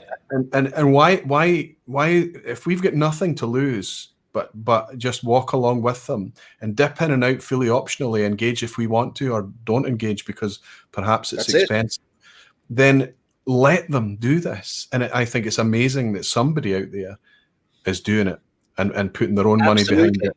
And things. That's it, their own money. Yeah, and we get to stand back and enjoy it as a work in progress, but we need to understand it before we pay that money for the bottle and before we judge the whiskey. I think that's the lens that we need to view this whiskey through. It's a work in progress. This is the first one that's really kind of grabbed my attention. If you were to suggest to put it on the table and it's got to compete with other £80, £70 whiskies, it's going to struggle. But you can't just look at it in that light. The yield issue, the experimentation that's going on. Also, I feel, if I was to say one thing about Waterford, it's a little bit confusing right now because of the sheer amount of releases that there are. I can understand why that's happening. I fully understand the concept behind it. But for me, and I buy a lot of whiskey, it's not appealing to me to go out and buy 2 or 3 different farm releases in order to compare them side by side. It might be nice to have some kind of comparison pack or tasting pack. Taster pack, yeah. Yeah, I've not seen that. If maybe it exists, I'm not sure. But for me, this is actually the first time I've actually sat down and sipped to Waterford and thought, wow, this is actually a prospect. This is a genuine go at a very, very intriguing whiskey here. Isn't that a good thing, though, that at this age, at 3 or 4 years, this is about 4 years old, just under 4 years old, that even at under 4 years old, you can look at it and say, I already like it, and I can only be excited for what's coming. We are investing, admittedly, like we as the consumers are investing in a very different process, a far more expensive process. And I think we're probably investing in what's going to come, but we're paying now for it. So you'd have to be okay with that, wouldn't you? You'd have to be bought into the journey and say, and I can't wait to see what the next 5 years is going to bring. And I'll pay my way along to be part of this journey. But it's not I just want a whiskey tonight. Where's the daily drinker? It's not one of those whiskeys. No, that's right. This is a bit of an event. And again, it's one of these whiskies that I'm going to be curious to kind of pour and have people try it and give me the feedback and the share. And, it's super coating. I'm literally licking it off my teeth. It's got a lovely weighty oiliness to it. I don't want to say weighty. It's not a heavy whiskey. It's got nice body to it, but it's a light, bright, vibrant thing, creamy. It's interesting. Yeah. I think it's very, very interesting whiskey. And again, I'm glad to have all of these. The other whiskies, if we'd have had a wee bit more time tonight, we might have way back at the start of the stream been looking at this one, 40% Irish. This is a friend from my friend Louis. He bought me this for my birthday, a Slane whiskey. This is kind of more of an entry-level Irish whiskey product. It got a lot of fans already all over the place. And the other one that we're considering, and I know that we don't have time to do this tonight, but I'm looking forward to getting into this, is and you pointed out the batch on this one. We have a slightly different batch. This is cask strength Redbreast. That's still not opened yet. I haven't opened this. I have B120 at 57.6%. What I was struck. Go ahead, Barry. Go ahead. Well, Greg put the question in a few times about the difference between Powers 12 and Redbreast 12, and what's the difference between the two of them? They're both pot still whiskies at 12 years old, released from the same distillery. Why is one called Powers and why is one called Redbreast? What's the difference? And I think there were some answers in there, but I'll just touch on it very quickly a little bit. Redbreast's backbone is fortified wine, is sherry casks. There's a larger contribution of the sherry cask component is one of the differences. The cuts during distillation is another difference. Powers would be traditionally more of the heart. More of the hearts would be focused on, less of the distillate, but focused more tightly in on the hearts. Power's 12-year-old is more of a focus too in the maturation on the ex-bourbon casks. They've got different first and second fill bourbon casks on the Power's John's Lane 12-year-old. So there's many differences. They don't share all of the differences down to the exact mash bills and what the split is between unmalted and malted barley. But all of the Redbreasts are far more focused on the sherry maturation and the fortified wine contribution, port as you go further up the line as well on the Redbreasts. Whereas Powers would be John's Lane traditionally more, not traditionally, but certainly in our generation, more focused on the bourbon cask maturation piece, if that helps at all. Excellent. And I think on the spots as well, they focus on occasionally some interesting wines, but the Bordeaux casks used for Leoville Barton at the Montelane and things, slightly different take as well. And right. I think Green Spot, the entry level Green Spot is exclusively ex-bourbon, I believe. Is that right? No, sherry as well. Sherry as well. Oloroso sherry. Sherry in there. Okay, there is sherry in. I've had a dram brought to me by Bud as well. Thank you, Ryan Barry, for highlighting some of these great Irish whiskies. Great session from passionate men. Bud, you're a star. Thank you very much. It's always nice to have you in, and thank you for the generous dram as well, Bud. And also from Whiskey Wings. Oh, wow, it's good to see you and Mike. I could watch you both for hours, learning and developing from each other. Really, really good session. That's exactly what I hoped, Mike, and thank you very much for your virtual dram. Cheers to Bud and Mike. Thank you. They are delicious. I have to say that my only regret about tonight is the fact that our time is a wee bit.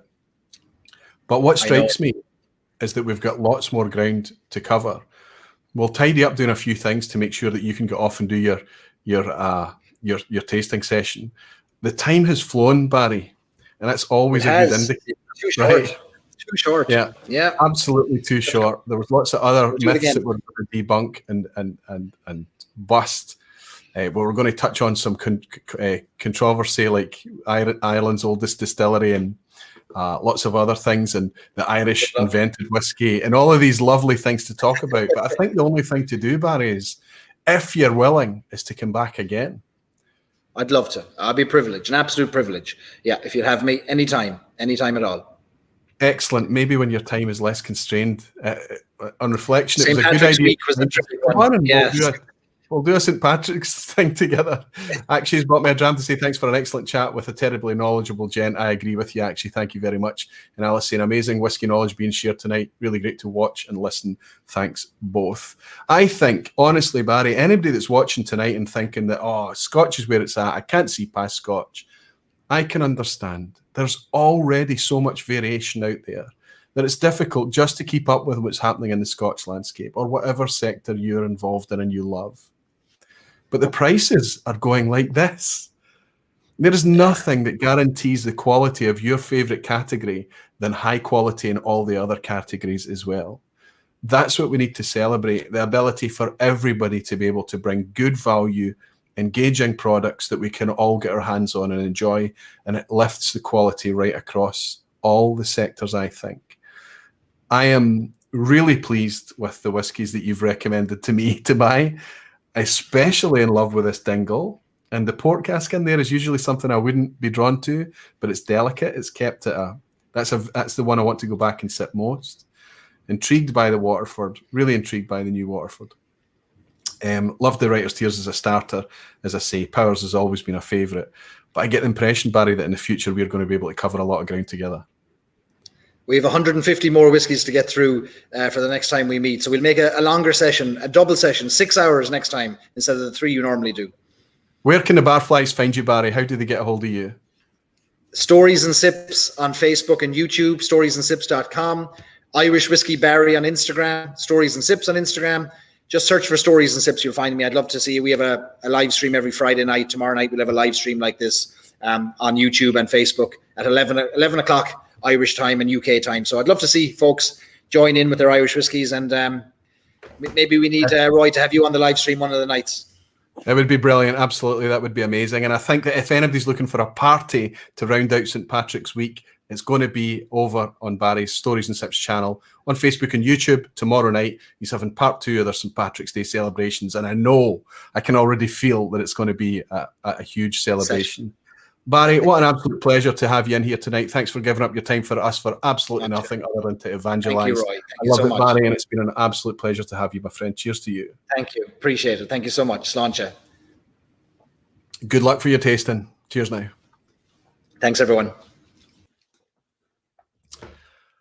Absolutely wonderful stuff. So there you go. It's not just Scotch that can turn you into a raving internet evangelist. That was an absolute pleasure. Peter Box has bought me a dram as well. Peter, I hope I was just about to miss that. Thanks for some great education tonight. I'm very, very grateful you got something out of it, Peter. And thank you so much for your generous dram as well. Thank you, my friend.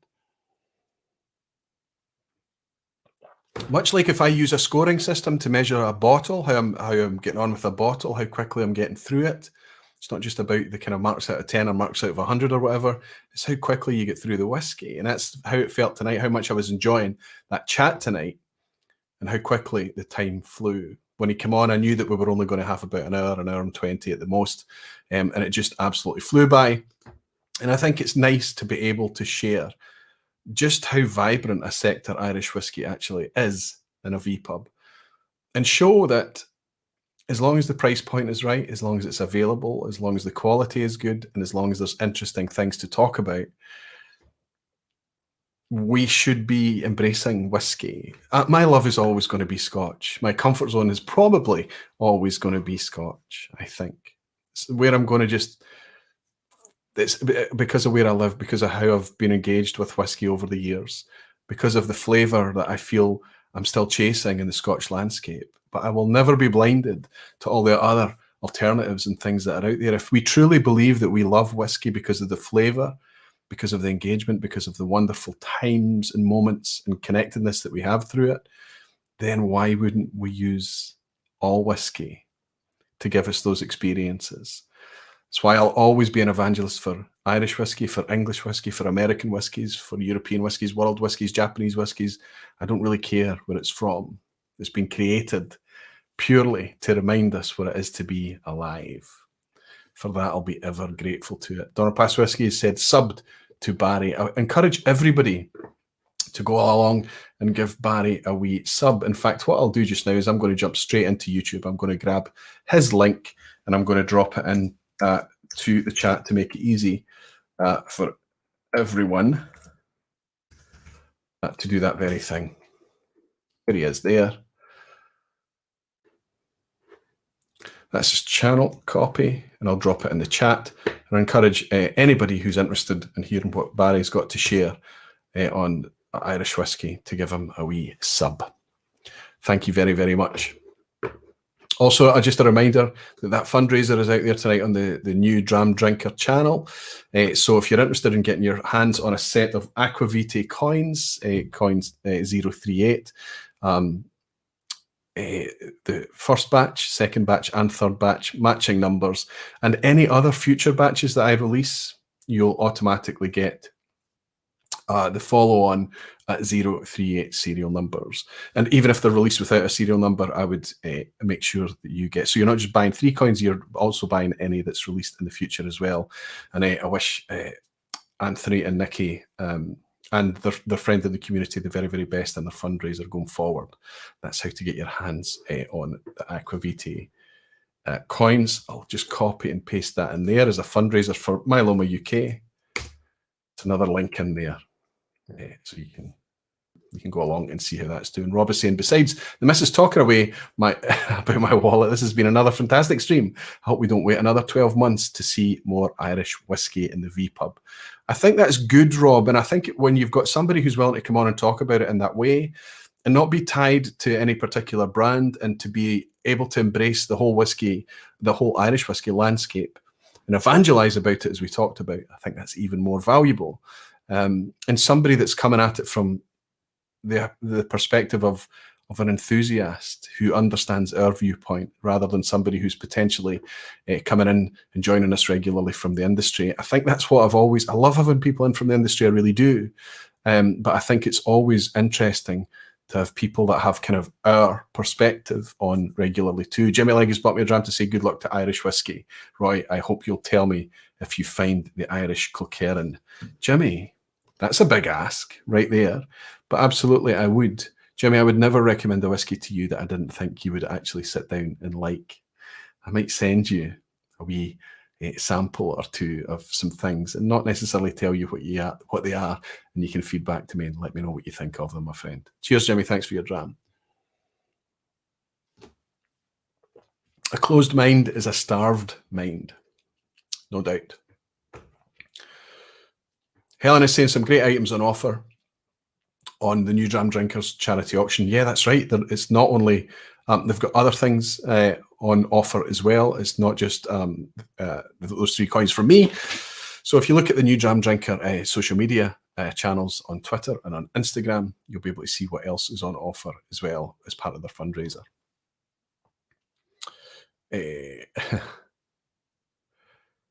Actually is saying what's more impressive is that Barry's going for a tasting after a good few drams here.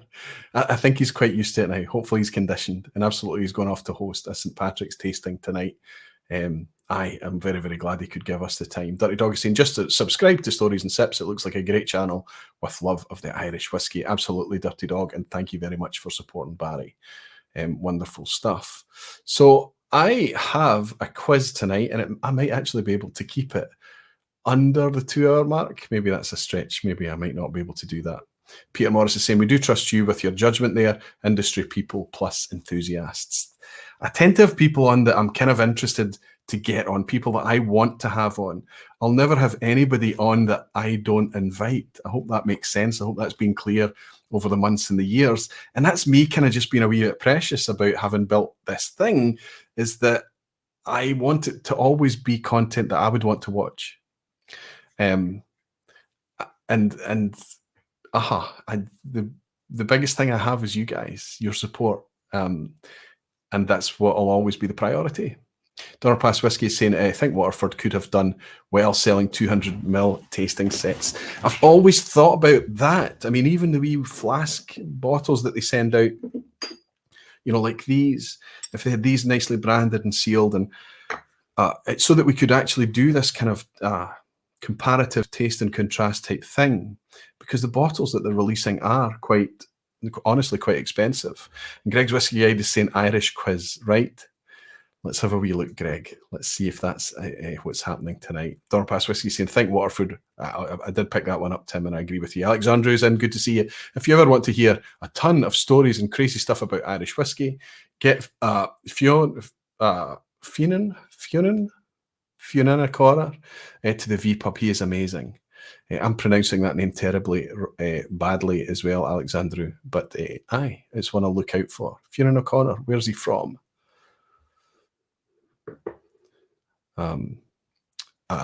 And Drinks Whiskey is saying, coming up on my second lockdown birthday next week, you and I both. Not next week, but I see that I'm going to be having my second birthday, a consecutive birthday in lockdown, and it's pretty depressing. I'm early May. I want to pick up a bottle to celebrate that unique anniversary. What are you saying? Under £50, open to anything. I would say right now, under £50, open to anything. Putting me on the spot there, and it's something that you want to celebrate with. I would have to say, I don't think you could go much wrong with this thing that we've been enjoying tonight. I think this is £50 or less, I believe. One of these 46% green spots, either my preference is the Leoville Barton, this one, over the Montelena, but they're both very, very good. I would say that this, and theme with tonight, if you don't mind me going along that way, Drinks Whiskey, I would say that this would be a good wee recommendation. It's very rich, it's very rounded and flavourful, lots of nice texture. This is the theme with that pot still Irish whiskey. And I think you could do worse than that one. Talking about celebrating, next week's theme is going to be about that very thing, celebration whiskies, where we kind of occasionally push the boat out a little bit on price, where we're happy to go up close to and slipping into the triple figure mark. Whiskies that we're maybe not going to buy regularly, maybe once every year, once every couple of year type whiskies. But it's almost like, you know, why would I not talk about those? Why would I not talk about those whiskies? Because it's almost more important to talk about the ones that are more expensive. And if you're going to have a nice bottle around for those special moments, what are the special moments? What are the bottles that go along with them? And that's going to be the topic for next week. nicer whiskies that we're going to have occasionally. And I'm going to have a very interesting guest on, doing a wee bit of a cameo to talk about a very specific experience that I've teased in the vPub a few times, and that's our friend Dave Cummins, 50-year-old guy who had his first sip of alcohol. Well, actually, I'm not going to spoil it all, but I've been teasing it. There was a plan for him to come to Scotland, join me at Glengoyne to sit down. He's been in the malt whiskey community for a long time now, but he's never sipped alcohol. He was just smelling it. He was just smelling it, and he was building up to this moment, and COVID came along and robbed him of it. But we came up with a plan B, and that's happened. So if we talk about celebrating whiskies, I'm going to invite Dave on to share his story next week. It's fascinating stuff. Neil Laverty is in Ireland, and he's saying, I am 50 next Thursday, so hopefully we can share a dram. Neil, it's the perfect thing. Celebratory drams. You need to remind me that it's your birthday, your 50th, and I appreciate that you might not be able to make it into the vPub on Thursday night next week. You might be doing other things. I don't know, Neil, but if you're here, I will make sure every single barfly that is able to raise a glass and say happy birthday or happy 50th birthday to Neil does that very, very thing. That would be a nice thing to celebrate as well, and very much on topic. Let me pull up this quiz and share it with all of you guys. Yes, of course, it is Irish themed, but I think it should be relatively easy. Let's see.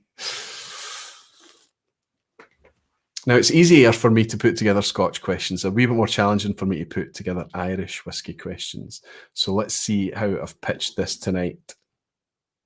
Daniel Vermaas is saying, just a brain fart. You had this old bottle that you didn't know what it was. Can Charles MacLean not analyse it for you so you can find a similar experience? There's so little of it left now that honestly, what I'm going to do is just pour that, Daniel, and the Whiskey Rev and I can just let it float off into our memories, and it's going to be more and more impressive at a whiskey as we recall it each time in the future. Helen is saying, better hide the credit card before next week's show. And Jimmy Legg is saying, am I on again? I don't think it's going to be all about buy this, buy this, buy this, but it's going to be a kind of in the next kind of 12 months or so, if you do have a celebration, something to celebrate, what could you spend the money on that's kind of going to be worthy? Going to give you a lot of kind of sense of ceremony, but not be too expensive. We're not going to be going into the £300-400 and crazy stuff like this. We're going to talk about things that are still within relative reach. Relative reach. No Irish Whiskey Yearbook. There isn't an Irish Whiskey Yearbook, and the Malt Whiskey Yearbook does go into Ireland, but of course, because it's the Malt Whiskey Yearbook, it doesn't cover all of the new distilleries and things that's happening out there. It's just going to focus on the ones that's producing malt, of course. Good luck, everybody. It's multiple choice as always, the quiz. 10 questions, multiple choice as always, as I say, and very much Irish themed. Do you like my wee green light as well for tonight over my right shoulder? Good luck. Question 1. Kilbeggan Distillery lays claim to using the oldest pot still in the world, but how old is it? How old is the oldest in-use pot still in the world? Is Kilbeggan's pot still A, just over 75 years old? Is it B, around 111 years old? Or C, almost 200 years old? If it helps, this is the pot still that was originally at Tullamore Distillery, or the old Tullamore Distillery. It was reclaimed by Kilbeggan, and they are producing product in it right now. And it is the oldest pot still currently still in use. Actually, is saying no clue about Irish whiskey. Writers, yes, here, but probably tears. Well, I don't have a lot of knowledge about Irish whiskey. But how much knowledge do you need to just engage with it a wee bit and see if it intrigues you? And Stewie Baby's saying no teeling tonight, Roy. Teeling was on the cards. It was certainly a very, very interesting one. But if Barry's agreed to come back again in the future, it maybe doesn't need to be St. Patrick's next year. It doesn't need to be a year. But we'll see. Then maybe the things that we've missed tonight, or the things that we've skipped past in the brief amount of time that we had, we can cover then. I can tell everybody, all of you, so many of you has split the crowd a wee bit that's guessing it's 111 years, but no, it's actually almost 200 years old. In fact, some sources I was looking at for the age of this pot still suggested that it was actually over 200 years, but the official line looks to be somewhere approaching 200 years old. at Kilbeggan. What I think would be a nice touch here is that Kilbeggan could agree with the new Tullamore distillery to say, look, install a brand new still in our distillery that's exactly the same as this one that we're using, the oldest still in use. Put it in, install it for us, and we will give you your still back so that you can have your original still back. I think that would be a nice thing. I don't think it's ever going to happen, but I think it just kind of makes, now with that renaissance happening and the Tullamore distillery coming back online again, it would be nice for it to be reunited with its still, especially if it still had life left in it. I think that would be amazing before it was just spent, or it turned into, what is it, Theseus ship. Question 2, pot still Irish whiskey can be made from a mash bill of what? Anybody that was paying attention tonight, Barry shared this with us fully. Is it A, 100% malted barley only? This is pot still Irish whiskey as a category. A, 100% unmalted barley only. B, unmalted and malted barley only. Or C, unmalted and malted barley plus up to 5% other grains. Other grains being, I guess, wheat or corn or oats. Joseph Van Amy is saying they still have their old column stills as well. He's talking about Kilbeggan, and Graham Fraser is saying there's a heck of a lag on the quiz tonight, loads of answers before I've heard the questions. You're going to have to trust me in the unlikely event I get a high score. What I would do is, you're probably lagging just at your side. Just refresh the page and make sure the scrubber is pulled all the way to the right, so that you're not just kind of 10 or 20 seconds or a beat behind. That's usually what happens. A page refresh or dragging the scrubber along to make sure it catches up with the end should sometimes fix it. And actually is saying porridge whiskey. I'd love to try a heavily oat-based whiskey. I'd love to see what it does. But of course, you're absolutely right. Jimmy Legg is screaming C. It is unmalted and malted barley, as well as 5% other grains permitted as well. 3, the oldest known written record of distillation in Ireland dates from which year? Now, we didn't get as far to touch upon the fact that, but I can give it away, that it is older than the Scottish oldest written record. We were going to touch on that, but we ran out of time. That might have helped you a wee bit, and I think it still will. Is it A, 1205, B, 1405, or C, 1505? What I should do is clarify there that we're not talking about just distillation. We're specifically talking about distillation of whiskey, what became modern whiskey. It was distilled specifically from grains. Was it A, 1205, B, 1405, or C, 1505? And Sugar Kitty is saying, good to have you in, Sugar Kitty. I'm not sure. I think that's a new name. There are 100% oat whiskies. Not that I've tried yet. I would like to try an oat whiskey and see what it was actually like. But yes, so Friar John Corr and the Exchequer Rolls, and the oldest written record of Scotch whiskey distillation in order to make Aqvavitae was in 1494. But the record of making whiskey in Ireland actually goes back to 1405, and there are records that go into the 14th century, 1320 something to 1324, of that order, that talks about making a predecessor to whiskey, which would have been similar to the original Aqvavitae, that would have been potentially distilled from pretty much anything and flavoured with pretty much anything too. But the modern sense of the first written record of whiskey is said to be 1405. So quite a bit, almost 100 years earlier than the first written record of Scotch whiskey. Question 4. Deanston repurposed a cotton mill into a distillery, but what was Waterford before it started distilling in 2015? What was Waterford before it was the distillery? A, it was a glassworks. B, it was a brewery. C, it was a food processing plant. Ryan Sutherland is saying, Aqvavitae, you'll get your oat whiskey fix in Inchdearney soon. Oh, that's right. Yes, they've been experimenting at Inchdearney with oats and rye.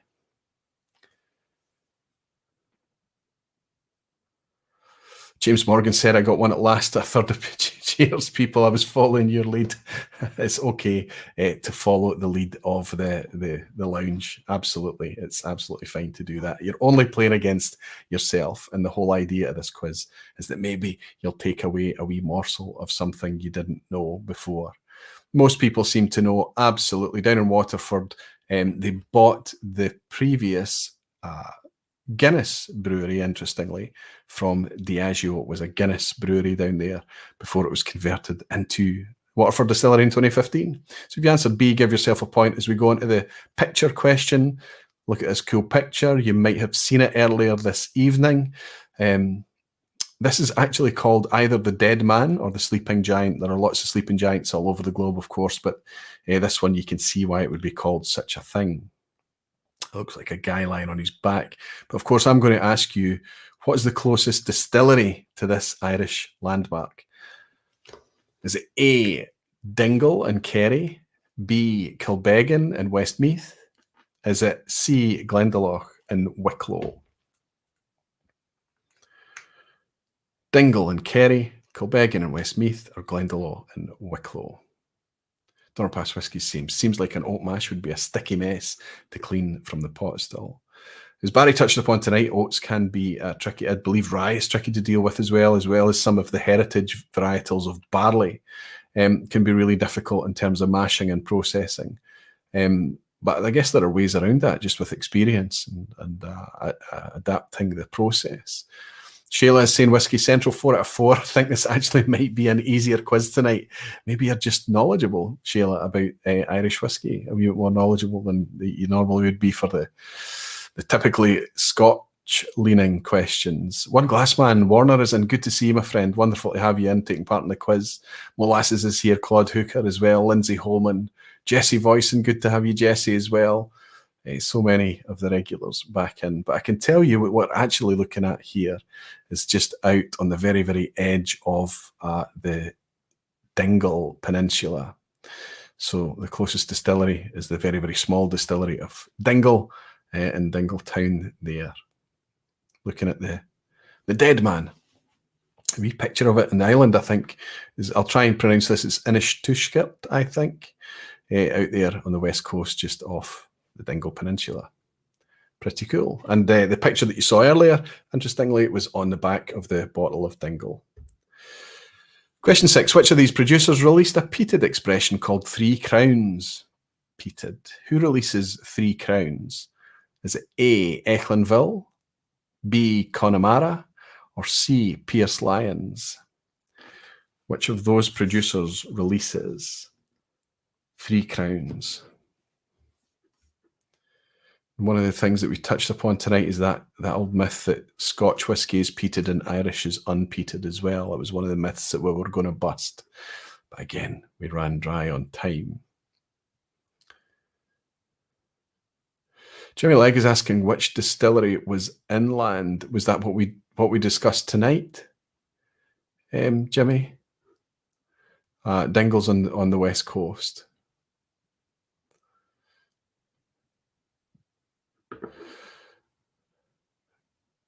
And Alice saying their PX releases are massively overpriced. I wonder if you're speaking about this thing that we're talking about tonight.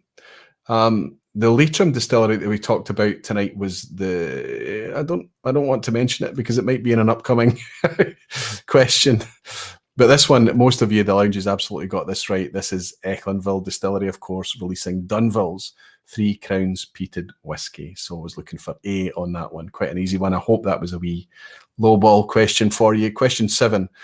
In addition to his distilling legacy, or let's say his revival of a distilling legacy in Ireland, academic entrepreneur John Teeling is also responsible for what? This is super interesting to me.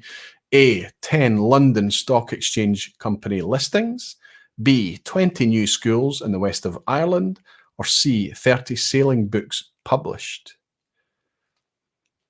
The clue, if you don't know, may be, or at least it might help you. The way the question is worded might help you.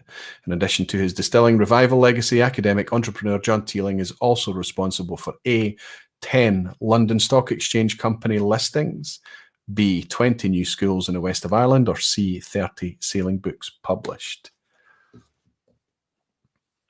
And Eric Waite Whisky Studies is saying technically the Dunvilles is a peated cask whisky. That could be correct, actually. It could just be going into peated casks. It's not always the case in Irish whisky, but the expression itself is just called 3 Crowns peated. Gordon Dundas is saying Connemara uses heavily peated, pirated. I know you're using, I get caught out with that. Peated doesn't exist in the dictionary, Gordon, and it always autocorrects to pirated. Heavily peated Scotch malt blended with unpeated Irish malt. And it's bizarre how different it comes out as well. I have to say, I haven't revisited it recently, but I wasn't a huge fan. It's quite a divisive whiskey, Connemara, and I think I came down on the side of not really liking it at the time I tried it. And it was a time that was really into peated whiskey, and I was excited about it, and I was super disappointed. But it may be better these days. Whisky Central is saying this is where my perfect score goes to shite. Potentially, that's true. Academic entrepreneur John Teeling has floated 10 companies on the London Stock Exchange. He is a super entrepreneur, a bit of a man with vision.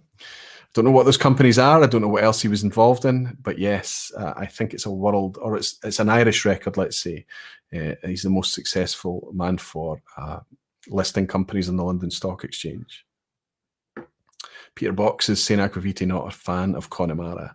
Yeah, it's a shame, and I'm sure it's not all Irish whiskies are going to have that profile. I was so like, there was a slightly kind of almost burnt rubber type thing on it back in the back. It was maybe 8 years ago. I tried it 7 years ago, 6 years. I'm not sure, but I didn't love it.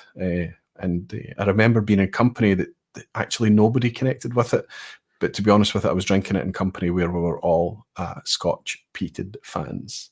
Question 8: you can buy a pot still Irish whiskey made by, here we go, Jimmy. A, the Greenhouse Distillery. B, the Shed Distillery, or C, the Garage Distillery. One of those is a real distillery, a real Irish distillery making pot still Irish style, pot still style, and are they called A, the Greenhouse, B, the Shed, or C, the Garage? I think I'm making these relatively easy tonight, and if they weren't easy to begin with, they were made a lot easier by Barry's sharing his knowledge here tonight. Greg is saying that he must be the only one to love Connemara. Back in more than 10-year-old, I had and still have at least 2 great bottles of them. I think that's my point. I think it's really quite divisive. It's not that it's bad in any way or poor quality. I just remember it being quite jarring. And Alex Andrew is quite rightly saying Drum Sambo. Drum Sambo, is it not? Is it not Drum Sambo? Anyway, you're absolutely right, Alex Andrew. It is the Shed Distillery in Leitrim, as Barry shared with us tonight. And Sugar Kitty is saying, I've got hooch made in my garage by a guy named Pete. Does it count? No, it has to be made in your shed, I'm afraid. Good. Totally guessing B based on the crowd, says Molasses. Fair enough. Ben Demon Hunter saying a sample of Connemara will be the next Irish dram I pour. Excellent, Ben. I hope it's better than I've suggested it might be. Question 9. Midlelton and Cork boasts the world's largest what? What does Midlelton and Cork have that is the world's largest? A, Louter mash tun. B, operational pot stills. Or C, forklift. Does Midlelton and Cork boast the world's largest Louter mash tun, the world's largest operational pot stills, or the world's largest forklift? Hoyt is saying, I used to like Connemara, but then I found Ardbeg. Yeah, I mean, a similar profile, I guess, similar style. 2 different takes on the same kind of barley treatment, I guess, but 2 completely different products at the end of the day. Let's see how we're going with this one.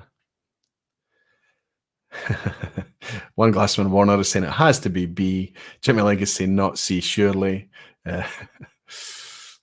Donner Pass Tim is saying 5 out of 8 pass mark late in the game. Is that not as good as you normally do? As long as you've got there right. Terry Dolan is saying, you joke, but the world's largest forklifts are made up the road. There you go, Terry. That's too funny. But absolutely, it's operational pot stills, 75,000 litre pot stills. Huge, big things. Maybe not the biggest pot stills that's ever been made for whatever application, but in terms of operational pot stills, Midlelton have 3 of them. It's 75,000 litres each. Huge, big things. Actually, saying, you're being kind, Ardbeg v Connemara, no contest. Jimmy Legg is saying, I was one of the first to answer. Good for you. Sorry, Donald Rance. That's from Donald Rance. Good for you.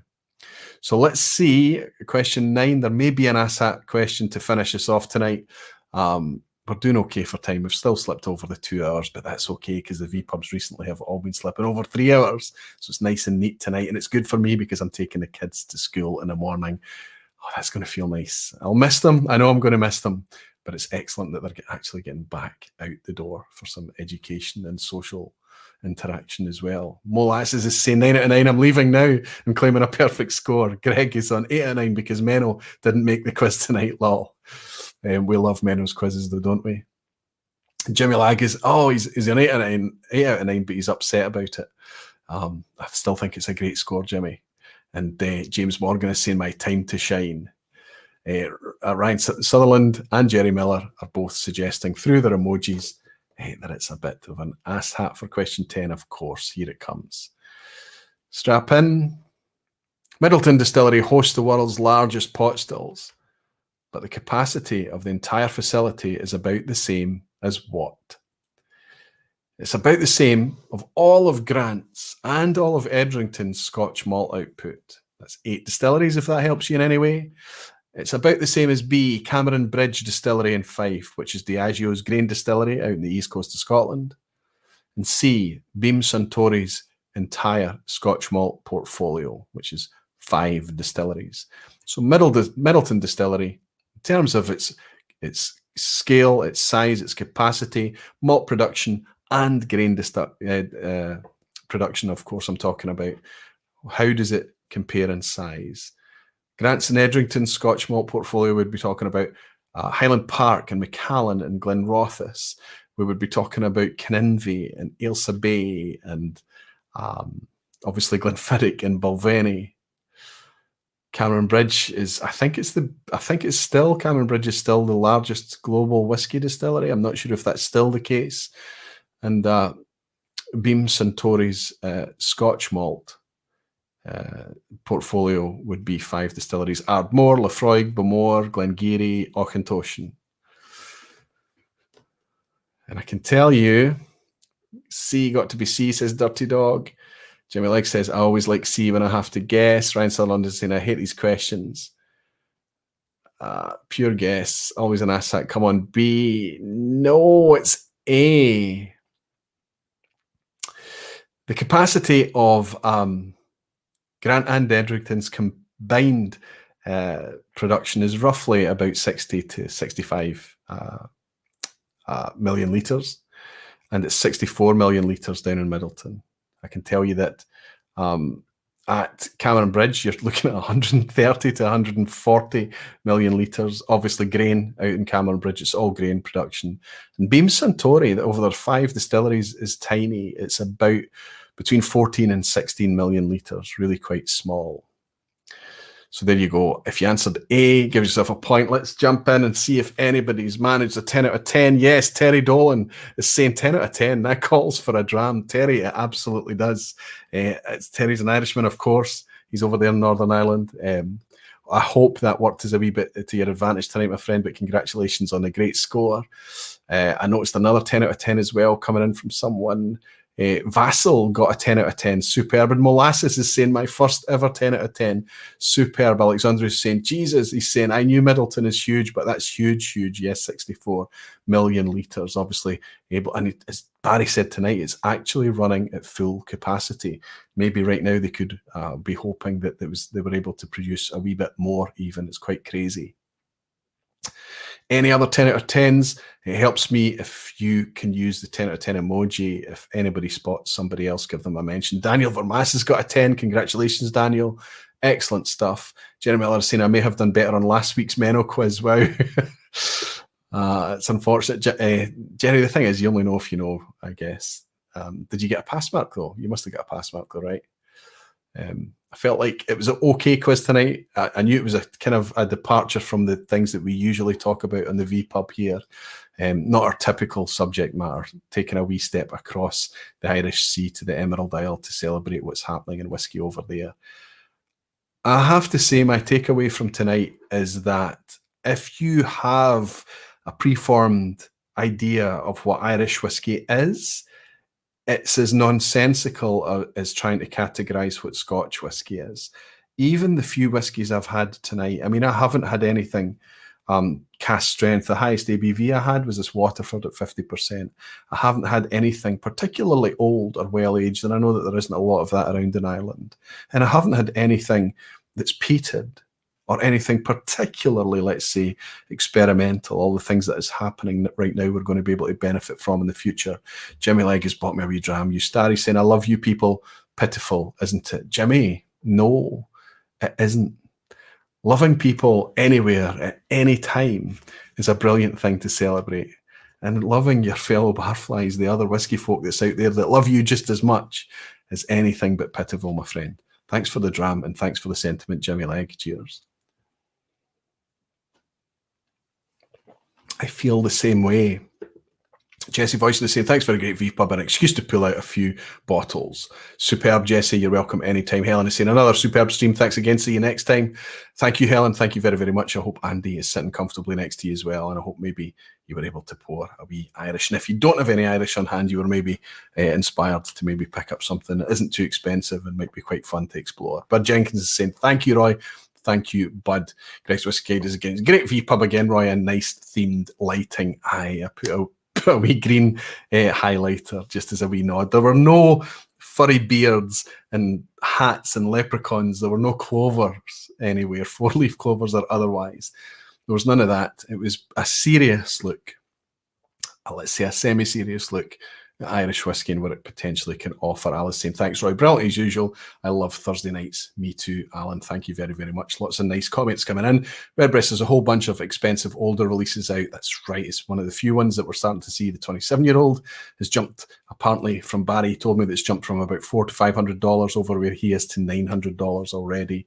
The Dream Cask was a 32-year-old, wasn't it? Scott Allen is saying, interesting topic. Good to see you in, Scott. I hope Becky's well. Keep up the great work. Thank you, Peter Box, saying wonderful vPub. Thank you. Dirty Dog is saying, the day after St. Paddy's Day and I'm still enjoying the Irish water of life. Well, honestly, Dog, you and I both. Thank you very much. Tom Scaramouche is saying, thanks, Roy. I learned a huge amount and we'll be broadening the Irish collection.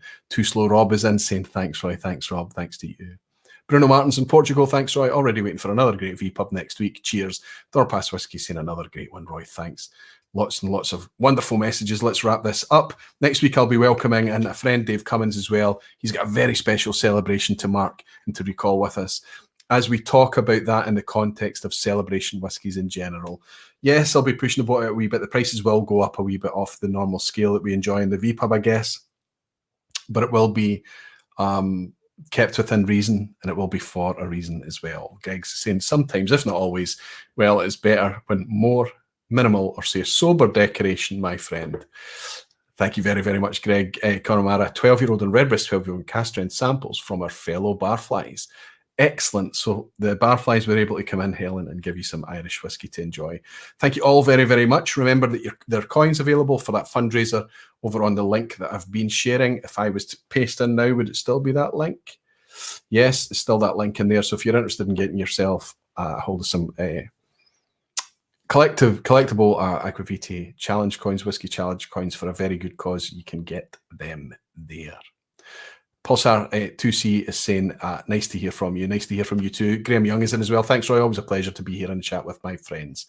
It's always a pleasure to welcome you too, Graham. I'll say good night to everybody. I'll raise a glass to you all. Say thank you for staying with me tonight. It feels like a shorter vPub, and it certainly is, but we've still slipped well over the 2-hour mark, and that's okay. I'll raise this glass. This wee bit that I've got left of this Dingle A very, very tasty whiskey. And I'll say thank you all very much for joining me tonight, and I'll look forward to seeing you next week. And until then, Sláinte you're very dearly loved. Thank you.